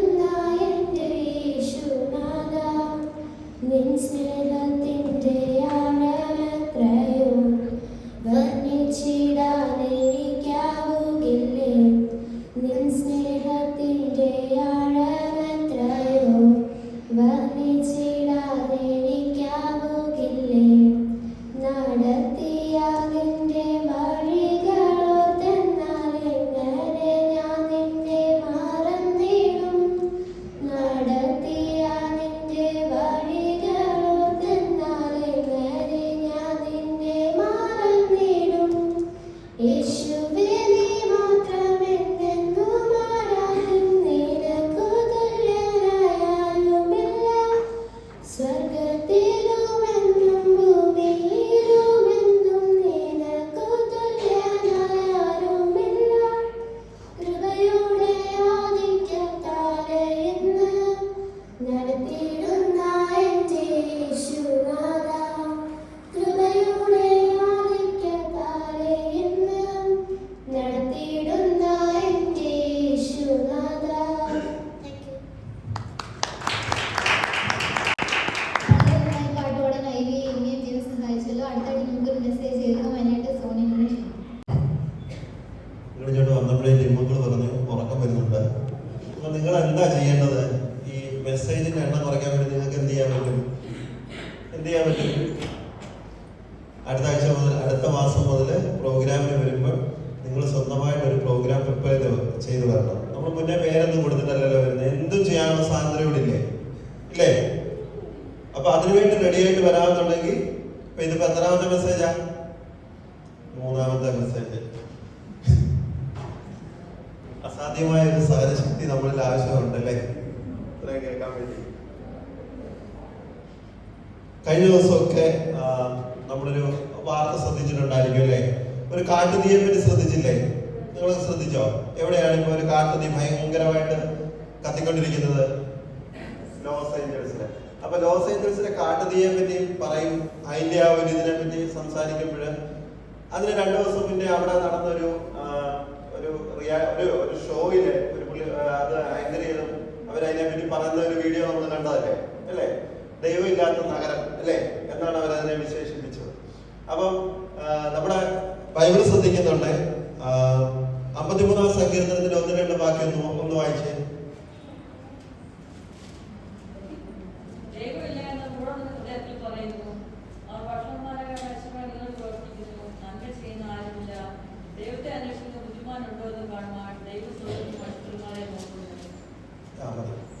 മുമ്പൊരിക്കലെ ചില വർഷങ്ങൾക്ക് മുമ്പ് ഞാൻ ഈ ഒരു വാക്യം തന്നെ ഇവിടെ വായിച്ച് മെസ്സേജ് ചെയ്തിട്ടുള്ളതാണ് എൻ്റെ ഒരു ഓർമ്മ. അപ്പം ഈ ഒരു വാക്യത്തെ പറ്റി ഞാൻ ചിന്തിക്കുന്നതെന്ന് പറഞ്ഞു കഴിഞ്ഞാൽ അമേരിക്കയിലെ തന്നെ ഒരു പ്രശസ്തയായിട്ടുള്ള ഒരു പ്രഥമ വനിതയായിരുന്ന ഒരു സ്ത്രീ പ്രകാരം പറഞ്ഞിട്ടുണ്ട്, ഒരു സാധാരണ 2 മനുഷ്യർ അല്ലെങ്കിൽ സാധാരണ വ്യക്തികൾ തമ്മിൽ പരസ്പരം സംസാരിക്കുമ്പോൾ അല്ലെ അവർ സാധാരണ ഒരു വ്യക്തി ചിന്തിക്കുകയാണെങ്കിൽ അവരെപ്പോഴും ചിന്തിക്കുന്നത് എന്തായിരിക്കും എന്നറിയാമോ? മറ്റുള്ള വ്യക്തികളെ പറ്റിയായിരിക്കും അല്ലെ?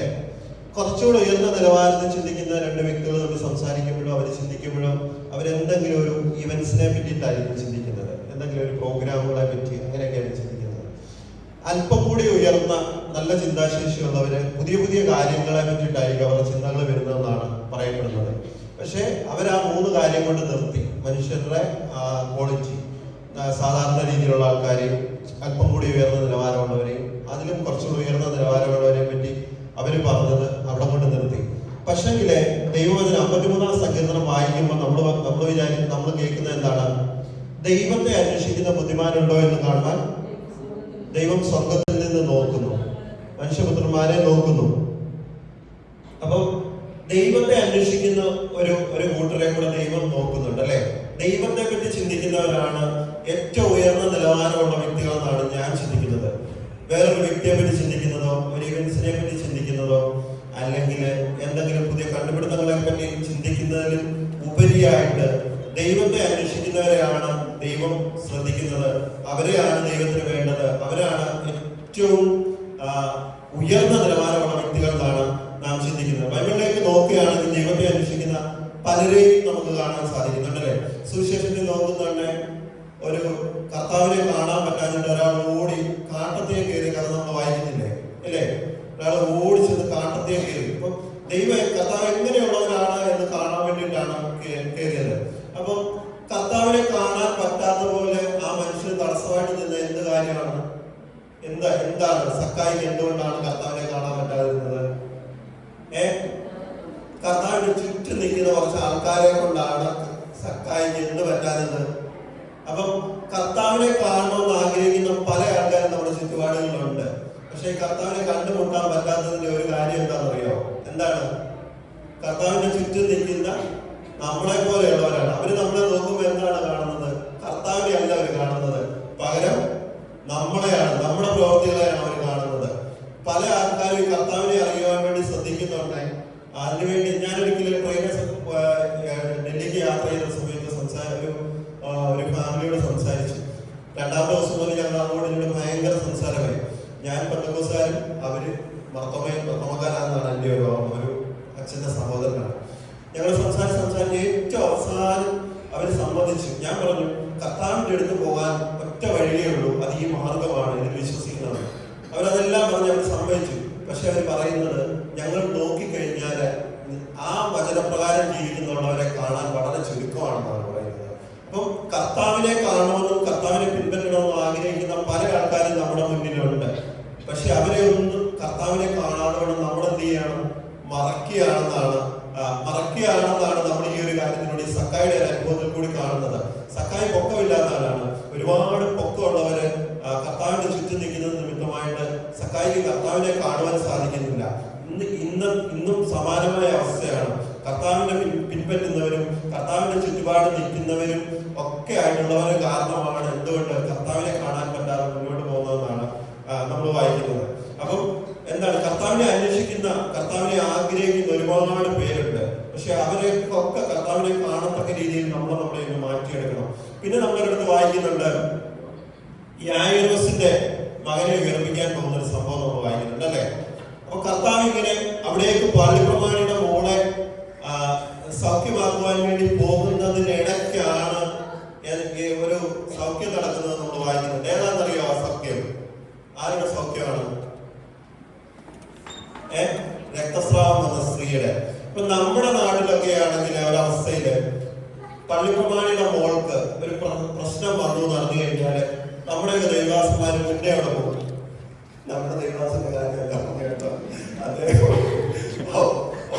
പുഷ്പഗതിയിലും ഹോസ്പിറ്റലിലൊക്കെ അനേകം ബുദ്ധിമുട്ടി ഓടുന്ന മനുഷ്യനാണ്. എന്നാൽ മാനുഷികമായിട്ട് ചിന്തിക്കുമ്പോഴ് പള്ളിപ്രമാണിയുടെ വീട്ടിലൊരു അത്യാവശ്യമുണ്ട്. അവിടെ പോയിക്കൊണ്ടിരിക്കുന്ന കർത്താവ് ആ യാത്രക്കിടയിലാണ് ആരെ സൗഖ്യമാക്കുന്നത് നമ്മൾ കാണുന്നത്? രക്തസ്രാവക്കാരിയെ സ്ത്രീകളെ. ലോകപ്രകാരം നോക്കുകയാണെങ്കിൽ ഫസ്റ്റ് പ്രയോറിറ്റി ആർക്കായിരിക്കും? പള്ളിപ്രമാണിയുടെ മോൾക്കായിരിക്കും. പക്ഷെ പോകുന്ന വഴിയിൽ കർത്താവിന്റെ ആ വസ്ത്രത്തിന്റെ തൊങ്ങലെ തൊട്ടിട്ട് ആ രക്തസ്രാവക്കാരിയായ സ്ത്രീ സൗഖ്യമാകുകയാണ്. അപ്പൊ കർത്താവിനെ അന്വേഷിക്കുന്നതിന് എന്തില്ല? പ്രയോറിറ്റി ഇല്ല. ആർക്ക് വേണമെങ്കിലും എന്ത് ചെയ്യാൻ പറ്റും? കർത്താവിനെ അന്വേഷിക്കാൻ പറ്റും. ആഗ്രഹത്തോടു കൂടി നിൽക്കുന്ന ആർക്കു വേണ്ടിയും എത്ര പ്രതിസന്ധികള്, എത്ര വലിയ ആൾക്കാർ മുന്നിൽ നിൽക്കുകയാണെങ്കിലും അത് കാണുന്ന ഒരു കർത്താവുണ്ട് എന്നുള്ളത് നമ്മൾ മനസ്സിലാക്കണം അല്ലെ. അപ്പം രക്തസ്രാവക്കാരായ സ്ത്രീക്ക് യാതൊരു യോഗ്യതയുമില്ലായിരുന്നു. ആ പള്ളിപ്രമാണിയുടെ ആ അവസ്ഥയുടെ മുന്നില് യാതൊരു യോഗ്യതയുമില്ലായിരുന്നു. പക്ഷെ ആ യാത്രക്കിടയിലാണ് കർത്താവ് ആ സ്ത്രീയെ സൗഖ്യമാക്കുന്നതെന്ന് മനസ്സിലാകുന്നുണ്ട്. അപ്പം പിന്നെ സക്കായിയുടെ കാര്യം പറഞ്ഞപ്പോൾ ഞാനൊരു കാര്യം പറയാൻ മറന്നുപോയി. സക്കായി മരത്തിൽ ഇറങ്ങി വന്നിട്ട് ആദ്യം പറഞ്ഞൊരു വാക്കുണ്ട്.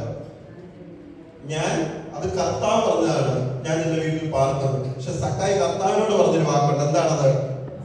ഞാൻ പാപിയാകുന്നു. അപ്പൊ കർത്താവിനെ അന്വേഷിക്കുന്ന ഒരു വ്യക്തി കർത്താവിനെ കാണുകയാണെങ്കിൽ ആദ്യം അവൻ എന്ത് വരണം? നമ്മുടെ പാപത്തെ പറ്റിയിട്ടുള്ള ബോധം വരണം. നമ്മൾ കർത്താവിനെ അന്വേഷിക്കുന്നവരാണെങ്കിൽ, കർത്താവിന്റെ കാര്യങ്ങളുടെ ശ്രദ്ധയുള്ളവരാണെങ്കിൽ നമുക്ക് എന്തിനെ പറ്റി ബോധം ഉണ്ടായിരിക്കണം? നമ്മൾ ചെയ്യുന്ന പ്രവൃത്തികളെ പറ്റിയിട്ട് ബോധം ഉണ്ടായിരിക്കണം. രണ്ടാമത് നമ്മൾ കർത്താവിനെ അന്വേഷിക്കുന്നവരാണെങ്കിൽ നമ്മൾ ചെറിയവരാണോ, നമ്മൾ കൊച്ചാണോ, നമ്മളല്ലെ ചർച്ചിൽ ഏറ്റവും പുറകിരിക്കുന്ന ആളാണോ, അല്ലെങ്കിൽ ശബ്ദം എടുത്ത് സംസാരിക്കാൻ പറ്റാത്ത ആളാണോ എന്നൊന്നുമില്ല അവിടെ അല്ലെ. അവസാനമായിട്ട് നമ്മുടെ കർത്താവിനെ ക്രൂശിച്ചു അല്ലെ. കർത്താവിനെ ക്രൂശിച്ചു എന്ന് നമ്മൾ വായിക്കുന്നുണ്ട്. ഒരുപാട് പീഡനങ്ങളിൽ കൂടി കർത്താവ് കടന്നുപോയി. ഒരുപാട് അടി വാങ്ങിച്ചു, തലയിൽ മുൾക്കിരീടം വെച്ചു, മുഖത്ത് തുപ്പി. ഈ സമയത്ത് വല്ലതും കർത്താവ് എന്തെങ്കിലും പ്രതികരിക്കുന്നുണ്ടോ? ആരോടെങ്കിലും പറയുന്നുണ്ടോ എന്നെ രക്ഷിക്കണമെന്ന് പറയുന്നുണ്ടോ? കർത്താവിന്റെ അനുഗ്രഹങ്ങളും കൃപകളും പ്രാപിച്ച് എത്രയോ ആൾക്കാർ കർത്താവിന്റെ ചുറ്റും ഉണ്ടായിരുന്നു അല്ലേ. പക്ഷെ ആരോടെങ്കിലും എന്തെങ്കിലും പറയുന്നുണ്ടോ? മുഴുവൻ സഹിച്ചു എന്ന് നമ്മൾ വായിക്കുന്നുണ്ട്. പക്ഷെ സുവിശേഷത്തിൽ നമ്മൾ ലൂക്കോസിന്റെ സുവിശേഷത്തിലാന്ന് തോന്നുന്നു കർത്താവ് ക്രൂശ കിടക്കുന്നുണ്ട്. ഒരു കള്ളൻ, വലത് സൈഡിൽ കിടക്കുന്ന കള്ളൻ എന്താ പറഞ്ഞേ? രാജ്യത്വം പ്രാപിച്ചു വരുമ്പോൾ എന്നെയും ഓർക്കണമെന്ന്. ആ സെക്കൻഡ് കർത്താവ് മറുപടി പറയുന്നുണ്ട് അല്ലെ. ആ വിത്തിൻ സെക്കൻഡ് കർത്താവ് പറയാണ് ഇന്ന് നീ. അപ്പൊ കടുത്ത വേദനയിൽ കൂടി കടന്നു പോകുമ്പോഴും, കടുത്ത പ്രയാസത്തിൽ കൂടി കടന്നു പോകുമ്പോഴും കർത്താവ് എന്താണ് ശ്രദ്ധിക്കുന്നത്? ദൈവത്തെ അന്വേഷിക്കുന്ന ഒരു വ്യക്തിയുണ്ടോ എന്നാണ് കർത്താവോട് അന്വേഷിക്കുന്നത് അല്ലെ. തന്റെ ബുദ്ധിമുട്ടിലോ പ്രയാസത്തിലോ ഒക്കെ കൂടി കടന്നുപോയ സമയത്തൊന്നും ആരോടും ഒന്നും പറഞ്ഞില്ല. പക്ഷേ കർത്താവിന്റെ വലതുഭാഗത്ത് കടന്ന ഒരുത്തന് രക്ഷിക്കപ്പെടണമെന്ന് ആഗ്രഹം തോന്നി ഒരു വാക്ക് സംസാരിച്ചപ്പോൾ ആ നിമിഷത്തിൽ പറയുകയാണ്, ഇന്ന് നീ എന്നോട് കൂടെ പർദീസയിൽ ഇരിക്കുമെന്ന്. കർത്താവിന്റെ ഇടതുഭാഗത്ത് കിടന്ന കള്ളൻ കർത്താവിനെ വളരെ പുച്ഛിക്കുകയും നീ യഹൂദന്മാരുടെ രാജാവാണെങ്കിൽ ഇറങ്ങി വന്ന് ഞങ്ങളെ കൂടെ രക്ഷിക്കുക എന്നൊക്കെ പറഞ്ഞപ്പോൾ കർത്താവ് വല്ലതും പറയുന്നുണ്ടോ? ഇല്ല. പക്ഷെ ആ കടുത്ത വേദനയിൽ നിൽക്കുമ്പോഴും കർത്താവ് എന്താണ് ശ്രദ്ധിക്കുന്നത്? ഒരുവന് എന്നെ പറ്റി വിചാരമുണ്ടോ? ഒരുവന് രക്ഷിക്കപ്പെടുവാൻ ആഗ്രഹമുണ്ടോ? ഒരുത്തൻ രക്ഷയെ കാക്ഷിക്കുന്നുണ്ടോ എന്ന് ശ്രദ്ധിക്കുന്ന ഒരു ദൈവത്തെയാണ് നമ്മൾ 53-ാം സങ്കീർത്തനത്തിൽ വായിച്ചത്. എന്താണ്? ദൈവത്തെ അന്വേഷിക്കുന്ന ബുദ്ധിമാന്മാരുണ്ടോ എന്ന് കാണുവാൻ ദൈവം സ്വർഗത്തിൽ നിന്ന് നോക്കിക്കൊണ്ടിരിക്കുകയാണ്. അവൻ ഓരോ വ്യക്തികളെയും ശ്രദ്ധിച്ചുകൊണ്ടിരിക്കുകയാണ്. എന്ത്? അവൻ എന്നെ അന്വേഷിക്കുന്നുണ്ടോ? അവൻ എന്നെ തിരക്കുന്നുണ്ടോ? അവൻ എന്റെ കാര്യങ്ങളെ പറ്റി ശ്രദ്ധയുള്ളവനാണോ എന്ന് കർത്താവ് അനുനിമിഷവും നോക്കിക്കൊണ്ടിരിക്കുകയാണ്. അപ്പം നമ്മൾ കർത്താവിനെ അന്വേഷിക്കുന്നവരാണെങ്കിൽ പാപത്തെ പറ്റി ബോധമുള്ളവരായിരിക്കും. നമ്മൾ കർത്താവിനെ അന്വേഷിക്കുകയാണെങ്കിൽ യാതൊരു തരത്തിലുള്ള മറകളോ യാതൊരു തരത്തിലുള്ള പ്രശ്നങ്ങളോ ഇല്ല. കർത്താവിൽ കൂടെ നമുക്ക് നമ്മുടെ പ്രശ്നങ്ങളെ അതിജീവിക്കുവാൻ ആ രക്തസ്രാവക്കാരിയ സ്ത്രീയെ പോലെ സാധിക്കും. ക്രൂശിൽ കിടന്ന കള്ളനെ പോലെ ആ അവസാന നിമിഷത്തിലും നമുക്ക് വേണ്ടി കാതോർത്തിരിക്കുന്ന, നമ്മളെ ശ്രദ്ധിക്കുന്ന ഒരു കർത്താവിനെ നമുക്ക് കാണുവാൻ സാധിക്കുന്നുണ്ട് അല്ലെ? നമ്മുടെ ജീവിതത്തിൽ കൂടി നമ്മൾ കർത്താവിനെ വെളിപ്പെടുത്തുന്നവരായിരിക്കണം. സക്കായിക്ക് കാണുവാൻ കഴിയാതെ കർത്താവിന്റെ ചുറ്റും നിന്ന് ആ പുരുഷാരത്തെ പോലെ ആകാതെ നമ്മളിൽ കൂടി ക്രിസ്തുവിനെ ദർശിക്കുന്നവർ അനേകരുണ്ട്. നമ്മൾ ആ കഥയിൽ കൂടി വായിച്ച കഥ, ആ കഥയെ അത് എഴുതിയത് ഞാനാണ്. അപ്പം ഇതൊരു റിയലായിട്ടുള്ളൊരു സ്റ്റോറിയാണ്, നടന്നൊരു സംഭവമാണ്. ദിവ്യ എന്ന് പറയുന്ന പുള്ളിക്കാരി ഒരു ഹൈന്ദവ മാർഗത്തിൽ ഉള്ളൊരു പുള്ളിക്കാരിയായിരുന്നു. ആ പുള്ളിക്കാരി ഇപ്പൊ സ്നാനപ്പെട്ട് ദൈവത്തിന് വേണ്ടി നിൽക്കുന്ന ഒരു വ്യക്തിയായിട്ട് തീർന്നു. ഇന്ന് അനേക സഭകളിൽ തന്റെ സാക്ഷ്യത്തെ പറ്റി പറയുന്നതാണ്. താൻ ഉപദ്രവിച്ച ഒരു വ്യക്തി തന്നോട് പ്രതികരിക്കാതിരുന്ന സമയത്ത് തനിക്ക് വേണ്ടി പ്രവർത്തിച്ച് തന്നെ തിരിച്ച് ജീവിതത്തിലേക്ക് കൊണ്ടുവന്നപ്പോൾ ചോദിച്ചു, നിനക്ക് എങ്ങനെയാണ് ഇങ്ങനെ സാധിക്കുന്നതെന്ന് ചോദിച്ചപ്പോൾ പറഞ്ഞൊരു കാര്യം, എന്റെ കർത്താവ് എന്നോട് പറഞ്ഞിരിക്കുന്നത് അതാണെന്ന്. അങ്ങനെ സ്നേഹിക്കാൻ വേണ്ടിയാണ് കർത്താവ് പറഞ്ഞിരിക്കുന്നത്. നമ്മളോട് ആര് പുച്ഛിച്ചെന്ന് പറഞ്ഞാലും, നമ്മുടെ എത്ര വൈരാഗ്യത്തോട് നമ്മളോട് പെരുമാറിയെന്ന് പറഞ്ഞാലും നമ്മൾ അതെല്ലാം ക്ഷമിച്ചുകൊണ്ട് നമ്മളൊരു വ്യക്തിയോട് ഇടപെടുകയാണെങ്കിൽ ആ വ്യക്തി നമ്മളോട് തിരിച്ചു ചോദിക്കും, നിനക്ക് എങ്ങനെയാണ് ഇതിന് സാധിക്കുന്നത്? അങ്ങനെ ആ ഒരു വ്യക്തി തിരികെ വേറെ സ്ഥലത്തേക്ക് ജോലിക്ക് ചെന്നത് ദൈവം കണ്ടിട്ട് ഒരു പെന്തക്കോസ്തുകാരിയായിട്ടുള്ള ഒരു റൂമിലോട്ടാണ് ചെന്നത്. അന്നേരം ദൈവത്തെ പറ്റി ഈ കേട്ട കർത്താവ് ആരാണ്, ഈ പറഞ്ഞ കർത്താവ് ആരാണെന്ന് അറിയാൻ വേണ്ടിയുള്ള തന്റെ ആഗ്രഹത്തിന് നിമിത്തമായിട്ട് ചർച്ചിൽ പോകാൻ തുടങ്ങി. അങ്ങനെ ചർച്ചിൽ പോയിട്ട് ഈ കർത്താവിനെ പറ്റി അറിഞ്ഞിട്ട് ഇന്ന് അനേക സഭകളിൽ തനിക്ക് ദൈവസ്നേഹത്തിൽ കൂടി കിട്ടിയ രണ്ടാം ജന്മത്തെ പറ്റി താൻ അനേകരോട് പറയുന്നുണ്ട്. അപ്പം കർത്താവിനെ നമുക്ക് നമ്മളിൽ കൂടി അനേകർ ദർശിപ്പിക്കാൻ പറ്റും അല്ലെ? വലിയ കൺവെൻഷനുകളോ വലിയ ക്രൂസൈഡുകളിലോ വലിയ പരസ്യങ്ങളിലോ കൂടി മാത്രമല്ല, ഈ ഒരു കുഞ്ഞു ജീവിതത്തിൽ കൂടി നമുക്ക് കർത്താവിനെ മറ്റൊരേകളിലേക്കും വെളിപ്പെടുത്തുവാൻ സാധിക്കും. അതിനുവേണ്ടി നമുക്ക് ശ്രമിക്കാം. എല്ലാവരും ദൈവാനുഗ്രഹിക്കും. ജീവിതത്തിൽ തന്നെ ഒരു എക്സ്പീരിയൻസിലൂടെ വളരെ നല്ലൊരു മെസ്സേജ് നമ്മളോട് കമ്മ്യൂണിക്കേറ്റ് ചെയ്യാൻ സഹായിച്ചല്ലോ.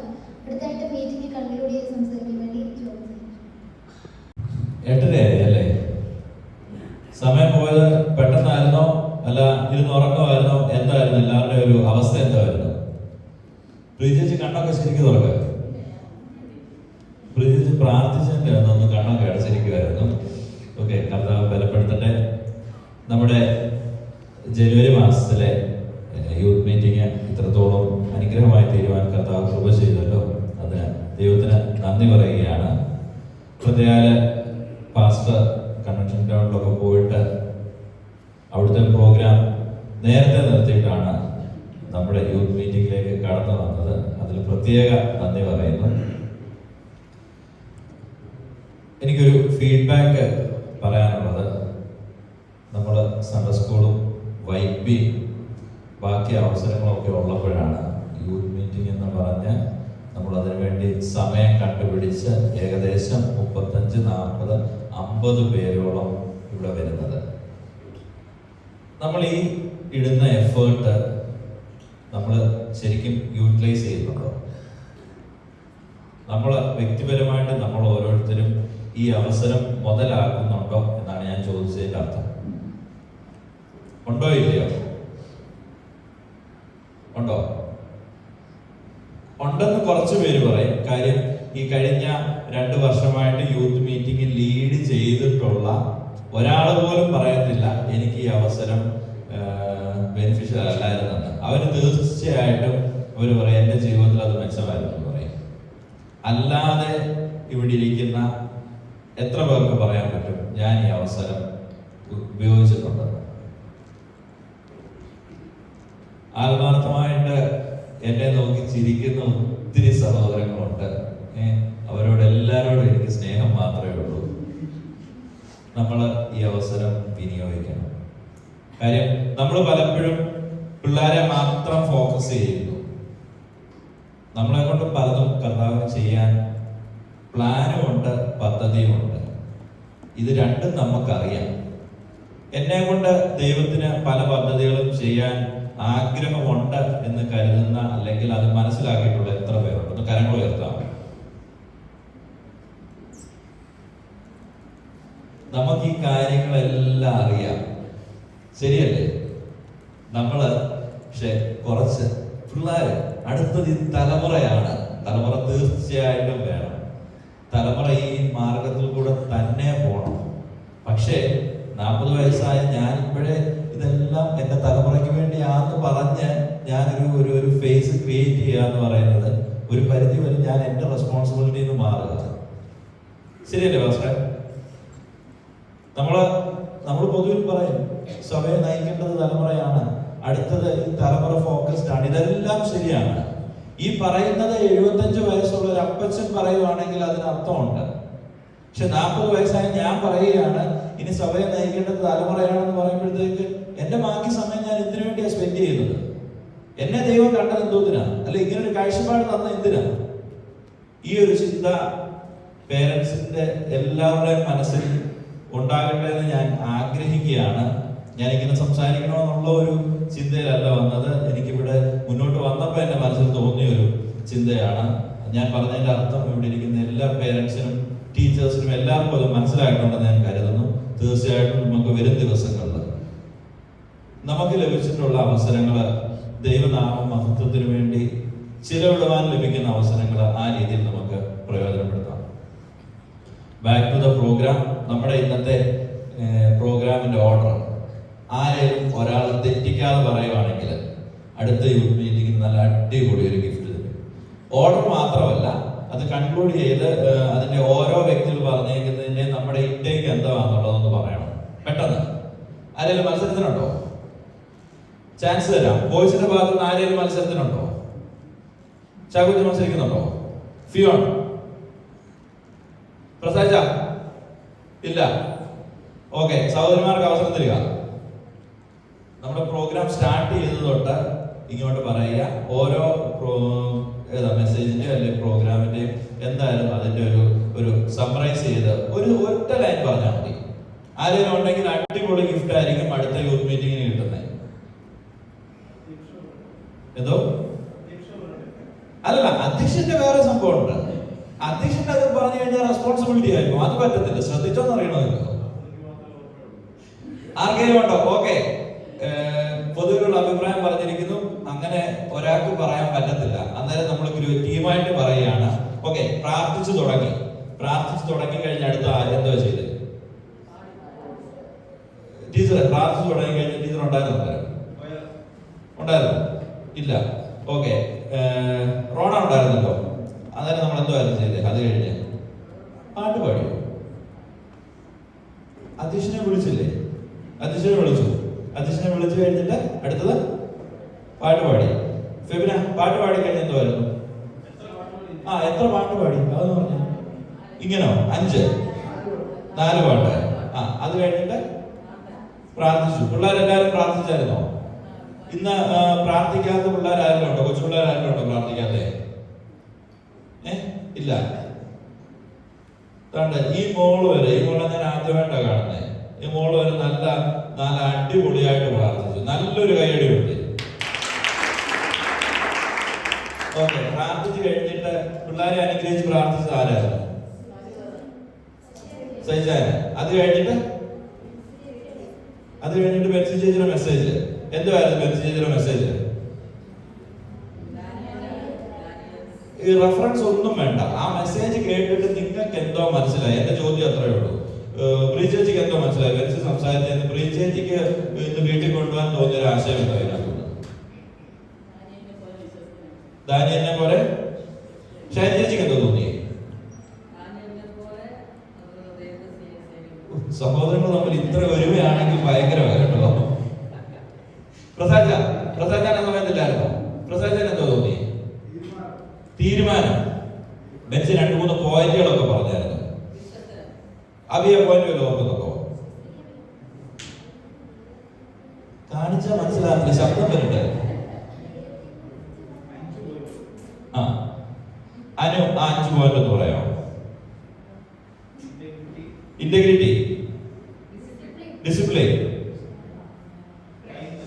Prayer, kindness. ഓക്കെ, 3 ആയി. കറേജ് 4. ഒരെണ്ണം കൂടെ ഉണ്ട്. പിന്നെ വാല്യൂസ്. ഓക്കെ, ഇത് 5 പോയിന്റ് ആയിട്ട് പറഞ്ഞു. ഓരോരുത്തർക്ക് ഇതിൽ ഓരോന്നായിരിക്കും മനസ്സിലായിരിക്കുന്നത്, അല്ലെങ്കിൽ നമ്മളെ ടച്ച് ചെയ്യുന്നത്. നമ്മളൊരു മെസ്സേജ് കേട്ട് കഴിയുമ്പോഴത്തേക്ക് ഈ 5 പോയിന്റ് ബൈഹാർട്ടൊന്നും ചെയ്യാൻ പോകണ്ട. ഈ പറഞ്ഞിരിക്കുന്നതിനകത്ത് എനിക്ക് ചിലപ്പോൾ കറേജ് എന്നുള്ളതായിരിക്കും എന്നെ ടച്ച് ചെയ്യുന്നത്. ആ സെൻസിൽ അത് എടുത്താൽ മതി. ഓക്കെ, വെച്ചിട്ട് മെസ്സേജ് കഴിഞ്ഞിട്ട് അടുത്ത എന്തുവായിരുന്നു? എന്തോ ജോനയുടെ ആക്ഷൻ സോങ്. അതിനകത്ത് ഒരു ആക്ഷൻ എനിക്ക് ഭയങ്കരമായിട്ട് ഇഷ്ടപ്പെട്ടു കേട്ടോ. എനിക്കൊരു ആക്ഷൻ ഭയങ്കരമായിട്ട് ഇഷ്ടപ്പെട്ടു.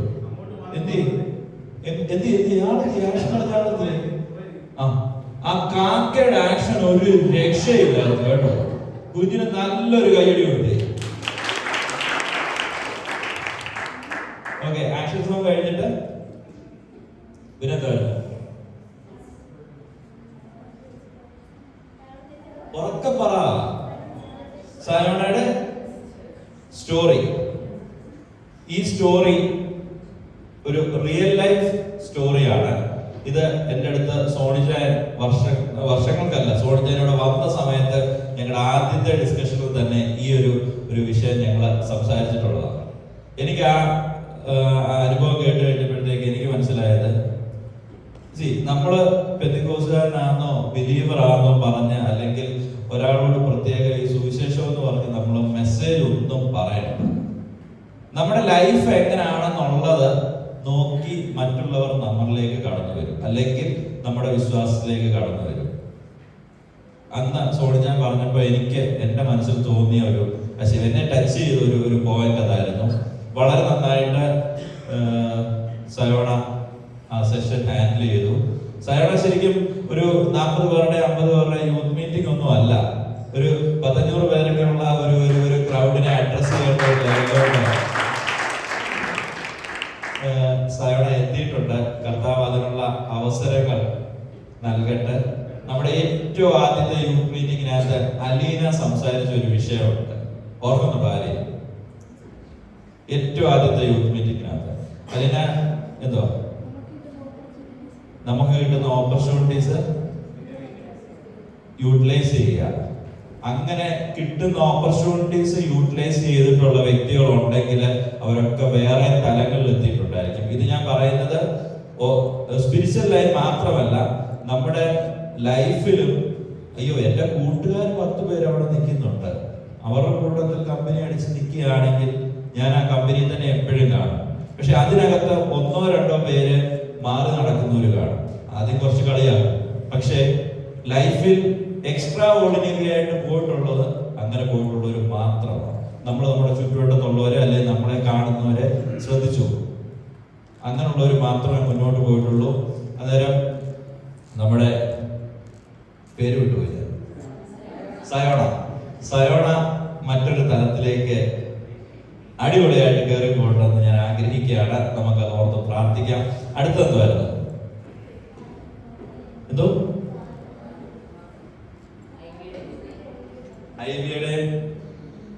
എയ്മിയുടെ പാട്ട്. കുഞ്ഞുങ്ങൾ കുറച്ച് നാളിന് ശേഷമാണ് പ്രോഗ്രാമിന് വന്നത്. പക്ഷെ നമുക്ക് അടുത്ത മാസം ആരെങ്കിലും ഒരാളെ ലീഡ് ചെയ്താലോ? എയ്മി ലീഡ് ചെയ്യുന്നോ ഐമി ലീഡ് ചെയ്യുന്നോ? വേണ്ട, ചേച്ചി തന്നെ ലീഡ് ചെയ്തോ കേട്ടോ. അതിന് മോളെ ടെൻഷൻ ഒന്നും അടിക്കണ്ട. പ്രാർത്ഥിച്ചാൽ മതി. ഇവിടുത്തെ ഇതിന്റെ ഒരു റൊട്ടീൻ പിടികിട്ടിയല്ലോ. വേറെ ഒരു ടെൻഷനും വേണ്ട, പ്രാർത്ഥിച്ചുകൊണ്ടെങ്കിൽ പോലെ വേറെ ഒരു പരിപാടിയും വേണ്ട. അടുത്ത ആഴ്ച യൂത്ത് മീറ്റിംഗ് ലീഡ് ചെയ്യുന്നത് ആരാ? ഏമി. എന്തിനായിരുന്നു നേരത്തെ പറയുന്നത്? ഏമി ഓർത്ത് പ്രാർത്ഥിക്കണം. സത്യസന്ധമായിട്ടൊരു മറുപടി പറയും. ഒരു ചോദ്യം ചോദിച്ചു കഴിഞ്ഞാല് ഇന്നത്തെ യൂത്ത് മീറ്റിങ്ങിനെ ഓർത്ത് പ്രാർത്ഥിച്ച് എത്ര പേരുണ്ട്? മിന്നു പ്രാർത്ഥിക്കും. കാര്യം മിന്നു ആണല്ലോ അധ്യക്ഷൻ. മിന്നു തീർച്ചയായിട്ടും പ്രാർത്ഥിക്കും. ഓക്കെ, ഞാൻ ആരെ കൊണ്ടും കൈ ഉയർത്താൻ പറയുന്നില്ല. നമ്മൾ പ്രാർത്ഥിക്കുക. കാര്യം നമ്മൾ എത്ര കൂടി വന്നെന്ന് പറഞ്ഞാലും ഈ പറയുന്ന ഒരു സാധനം നമ്മിൽ തന്നെ ഒന്ന് ടച്ച് ചെയ്യണമെങ്കിൽ ദൈവത്തിന്റെ ഒരു കരുതൽ ഉണ്ടായിരിക്കണം. എന്നാൽ മാത്രമേ അത് നടക്കത്തുള്ളൂ. നമ്മുടെ ഇവിടെ കടന്നു വന്നിട്ടുള്ള ലീഡ് ചെയ്തിട്ടുള്ള കുഞ്ഞുങ്ങളെല്ലാം ആ ഒരു അനുഭവത്തിൽ കൂടി കടന്നു പോയത് ഓർത്ത് ഞാൻ ദൈവത്തെ സ്തുതിക്കുകയാണ്. അതിനുശേഷം എന്തായിരുന്നു? സോണിജാന് വളരെ ടച്ചിങ് ആയിട്ടുള്ള ഒരു എക്സ്പീരിയൻസ്, അതിനോട് ചേർത്ത് ദൈവവചനത്തിൽ നിന്ന് സംസാരിച്ചു. എന്തായാലും സോണിജാൻ പറഞ്ഞതിന്റെ ഒരു ഇൻടേക്ക് എന്തുവാ? ദൈവത്തെ അന്വേഷിക്കുന്ന അതെല്ലാം ഞാൻ സമ്മതിച്ചു. അത് നമുക്ക് വാക്യമൊക്കെ നമുക്കറിയാം. എന്താണ് ഷൈനി ചേച്ചിക്ക് എന്തോ മനസ്സിലായത്? വാക്യമൊന്നും വേണ്ട. ഷൈനി ചേച്ചിക്ക് സോണിജാൻ പറഞ്ഞതിന് എന്ത് മനസ്സിലായി? എന്താണ് ചേച്ചി ടച്ച് ചെയ്തേക്കുന്നത്? കൈവിടത്തില്ല. ടീച്ചർ ഒന്നും പറഞ്ഞില്ല. ടീച്ചറിന് എന്നാ ഫീൽ ചെയ്തു? ഒന്നും ഫീൽ ചെയ്തില്ല. ഓക്കെ, അന്നേരം സോണിജ പറഞ്ഞ എനിക്ക് ആ ഒരു കഥ കേൾക്കുമ്പോഴേ എനിക്ക് ടച്ചിങ് ആയത് അത് തന്നെ ഉള്ളൂ. നമ്മുടെ ലൈഫായിരിക്കണം നമ്മുടെ മെസ്സേജ്. എൻ്റെ ജീവിതമായിരിക്കണം ഞാൻ ഉയർത്തുന്ന ക്രിസ്തു എന്ന് പറയുന്നത്. അതിനപ്പുറത്ത് വേറെ ഒരു സുവിശേഷമില്ല എന്ന് വിശ്വസിക്കുന്ന വ്യക്തിയാണ്. കാര്യം സയോണ പറഞ്ഞ പോയിന്റിൽ അത് പറഞ്ഞു, വെളിയിലൊരു സ്വഭാവം അകത്തൊരു സ്വഭാവം, അതിന്റെ ആവശ്യമില്ല. നമ്മുടെ ഉള്ള ആ ഒരു സ്റ്റാൻഡിൽ തന്നെ മുന്നോട്ട് പോവുകയാണെങ്കിൽ അത് ആൾക്കാർ റിയലൈസ് ചെയ്യും. അതിലേക്ക് അത് ക്രിസ്തുവിനോട് സാമ്യപ്പെട്ടുള്ള ഒരു ജീവിതമാണെങ്കിൽ ഓട്ടോമാറ്റിക്കലി നമ്മിലേക്ക് മറ്റുള്ളവർ കടന്നു വരും. അങ്ങനെ ആയിരിക്കട്ടെ. അതിനുശേഷം വേറെ എന്തെങ്കിലും ഉണ്ടായിരുന്നോ? ഇല്ല, ഞാനിപ്പോ ഇവിടെ നിൽക്കുക. പക്ഷെ അതിനിപ്പോ പറ്റിപ്പോയതല്ല. നല്ല അടിപൊളി ഒരു ഗിഫ്റ്റ്. ഞാനത് പറഞ്ഞപ്പോഴേ ബെൻസി എന്നെ നോക്കുന്നുണ്ടായിരുന്നു. എനിക്ക് ഒന്ന് സ്പോൺസർ ചെയ്യാനായിട്ടായിരുന്നു തോന്നുന്നു. പക്ഷെ അത് മിസ്സായി പോയി. അന്നേരം മോളെ ഇങ്ങനെ ഇന്നത്തെ അധ്യക്ഷനിക്ക് ഓടിക. വളരെ നല്ലൊരു കയ്യടി കൊടുക്കാം.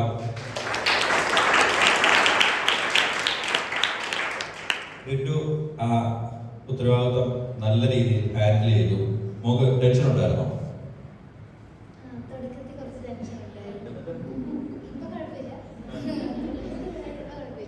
കുഴപ്പമില്ല. ഇനി അന്നേരം നമ്മൾ 19 പേര് അല്ല 100 പേരുള്ള ഒരു മീറ്റിംഗ് ഒക്കെ നമുക്ക് പ്രാർത്ഥിച്ച് തുടങ്ങി അവസാനിപ്പിക്കാം.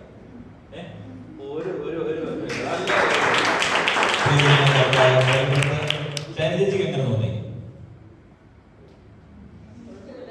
കുഴപ്പമില്ലായിരുന്നു. ഇതിനകത്ത് പെർഫോമൻസ് ആയിട്ടൊന്നും നോക്കണ്ട. അത്രേ ഉള്ളൂ. അന്നേരം അടുത്ത പ്രാവശ്യം ഏമിയാണ്. ഏമി അല്ലേ? പേടിയൊന്നുമില്ലല്ലോ. ഓക്കെ, ഏമി ഓർത്ത് നമ്മള് ഇന്ന് വൈകിട്ട് തൊട്ട് പ്രാർത്ഥിക്കണം. ഓക്കെ അല്ലേ?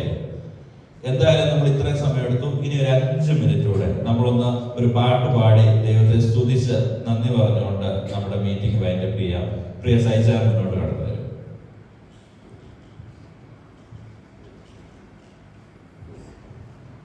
നമ്മളെല്ലാവരും എണ്ണേറ്റ് നിന്ന് കൈയടിച്ച് പാട്ടുപാടി ആരാധിച്ച് പിരിയുവാണ്. സൈജാൻ തന്നെ ഒരു സോളോ പെർഫോമൻസിനല്ല സൈജാനെ മുന്നോട്ട് വിളിച്ച് നമ്മളെല്ലാവരും എണ്ണേറ്റ് നിന്ന് ആരാധിച്ച് കടന്നു പോകാനുള്ള ആഗ്രഹത്തിലാണ് സൈജാൻ മുന്നോട്ട് വരുന്നത്.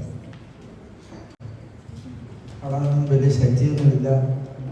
ഒരാഴ്ച കഴിഞ്ഞ് ഉണ്ണുനീര് പോലും താഴോട്ട് ഇറങ്ങാൻ പറ്റുന്നില്ല. വല്ലാത്തൊരു അവസ്ഥയിലായിരുന്നു. എന്നാൽ ദൈവം പറഞ്ഞപ്പോൾ എൻ്റെ മനസ്സിൽ ഓർത്ത് പാടിയേക്കാം എന്ന് ചിന്തിച്ചു. നാളത്തെ ദിവസം നിങ്ങൾ ശക്തമായി പ്രാർത്ഥിക്കണം. നീ വളരെ രാത്രി ഉറങ്ങാൻ പറ്റുന്നില്ല. എന്നാൽ ദൈവം എല്ലാവരും ഇതിനോട് പ്രാർത്ഥിക്കണം. പരിശുദ്ധാത്മാവിൻ ശക്തിയാലയം നിറയ്ക്കണേ നാഥ, ശക്തരായി തീരാ പരിശുദ്ധനാമം ശക്തിയാലെ ഇന്ന് നിറയ്ക്കണേ നാഥ, ശക്തരായി തീരാം ആത്മസന്തോഷം കൊണ്ടു നിറയ്ക്കണേ പ്രിയരേ, ആത്മചൈതന്യം എന്നിൽ പകരുക പാലനേ, ജയത്തോട് ജീവിതം കരയിൽ ഞാൻ ചെയ്യാം, ജയത്തോട് ജീവിതം കരയിൽ ഞാൻ ചെയ്യാം. പരിശുദ്ധനാമം ശക്തിയാലെ ഇന്ന് നിറയ്ക്കണേ നാഥ, ശക്തരായി തീരാം പരിശുദ്ധനാമം ശക്തിയാലെ നിറയ്ക്കണേ നാഥ, ശക്തരായി തീരാം. തിരുകൃപയല്ലോ ശരണമാകണ്ടേ, വൻകടങ്ങളകറ്റാം കഴിവുള്ള പരരേ, തിരുകൃപയല്ലോ ശരണമാകണ്ടേ, വൻകടങ്ങളകറ്റാം കഴിവുള്ള പരരേ, ആത്മസന്തോഷം കൊണ്ടു നിറയ്ക്കണേ പ്രിയരേ, ആത്മചൈതന്യം എന്നിൽ പകരുക പരരേ, ജയത്തോടെ ജീവിതം കരയിൽ ഞാൻ ചെയ്യാം, ജയത്തോടെ ജീവിതം കരയിൽ ഞാൻ ചെയ്യാം. പരിശുദ്ധനാമം ശക്തിയാലെ ഇന്ന് നിറയ്ക്കണേ നാഥ, ശക്തരായി തീരാം പരിശുദ്ധനാമം ശക്തിയാലെ ഇന്ന് നിറയ്ക്കണേ നാഥ, ശക്തരായി തീരാം. തിരുകൃപയല്ലോ ശരണമാകണ്ടേ, വൻകടങ്ങളകറ്റാം കഴിവുള്ള പരരേ, തിരുകൃപയല്ലോ ശരണമാകണ്ടേ, വൻകടങ്ങളകറ്റാം കഴിവുള്ള പരരേ, ആത്മസന്തോഷം കൊണ്ടു നിറയ്ക്കണേ പ്രിയരേ, ആത്മചൈതന്യം എന്നിൽ പകരുക പരരേ, ജയത്തോടെ ജീവിതം കരയിൽ ഞാൻ ചെയ്യാം, ജയത്തോടെ ജീവിതം കരയിൽ ഞാൻ ചെയ്യാം, ജയത്തോടെ ജീവിതം കരയിൽ ഞാൻ ചെയ്യാം, ജയത്തോടെ ജീവിതം കരയിൽ ഞാൻ ചെയ്യാം, ജയത്തോടെ ജീവിതം കരയിൽ ഞാൻ ചെയ്യാം, ജയത്തോടെ ജീവിതം കരയിൽ ഞാൻ ചെയ്യാം. പരിശുദ്ധനാമം ശക്തിയാലെ ഇന്ന് നിറയ്ക്കണേ നാഥ, ശക്തരായി തീരാം പരിശുദ്ധനാമം ശക്തിയാലെ ഇന്ന് നിറയ്ക്കണേ നാഥ, ശക്തരായി തീരാം പരിശുദ്ധനാമം ശക്തിയാലെ ഇന്ന് നിറയ്ക്കണേ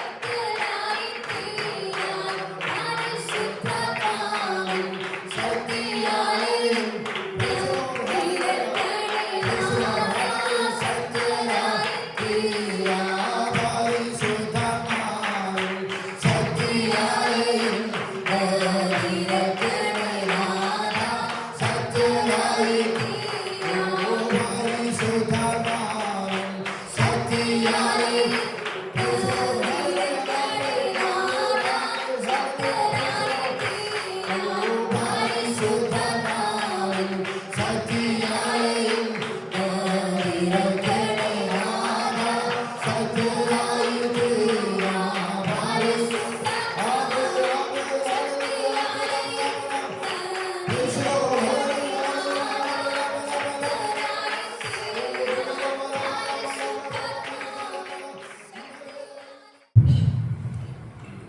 ഇന്ന് രണ്ട് കൂട്ടുകാരും പുതുതായിട്ട് ഈ പ്രോഗ്രാമിൽ വന്നിട്ടുണ്ട്.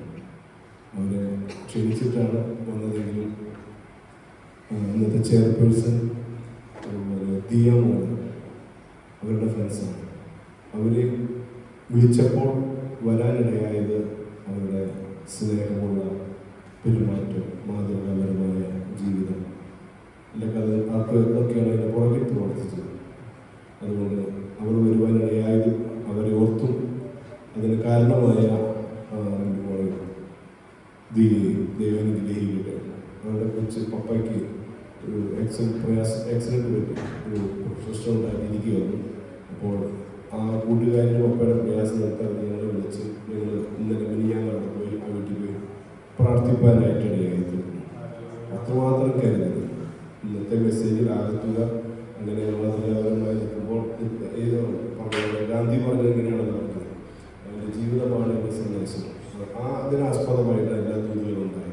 നമുക്കും വളരെ മാതൃകാപരമായി നിൽക്കുമ്പോൾ നാം നിമിത്തം അനേകർക്ക് കടന്നു വരാനും ഈ സന്തോഷത്തിൽ പങ്കുചേരാനും ഇടയായിത്തീരും. അതിനുവേണ്ടി കൂടെ പ്രത്യേകം അനുമോദിക്കുന്നു. നമ്മുടെ കുഞ്ഞുങ്ങളുടെ പിതാവ് ശാരീരിക ക്ഷീണത്തിൽ ഭവനത്തിനുണ്ട്. പ്രിയപ്പെട്ടവർക്കായിട്ട് പ്രാർത്ഥിക്കാം. എൻ്റെ ദൈവമേ, സ്വർഗീയ പിതാവേ, അങ്ങയുടെ കൃപ ഞങ്ങളുടെ ബലഹീനതയിൽ തിരിഞ്ഞു വരുന്ന ഫലം ഈ പ്രോഗ്രാം ഞങ്ങൾക്ക് അനുഗ്രഹമാകുന്നത് കൊണ്ട് നന്ദി.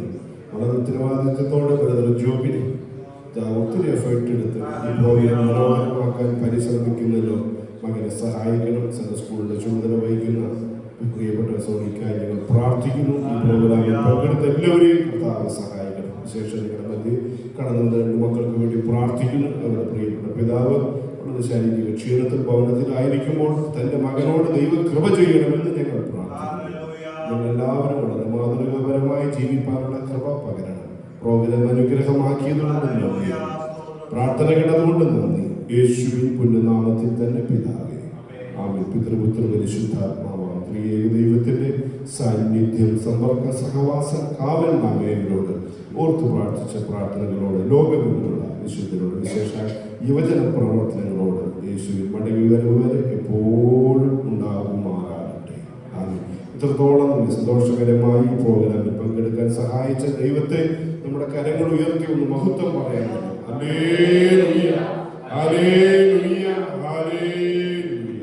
ആമേൻ. കർത്താവായ യേശുവേ, വേഗം വരണമേ.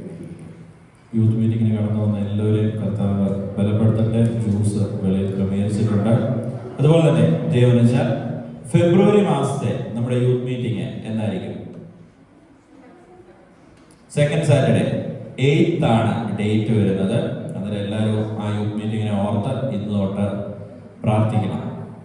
ഓക്കെ, നാളെ സൺഡേ സ്കൂളുണ്ട് കേട്ടോ. എല്ലാവരും സമയത്ത് എത്തണേ. Okay, thank U.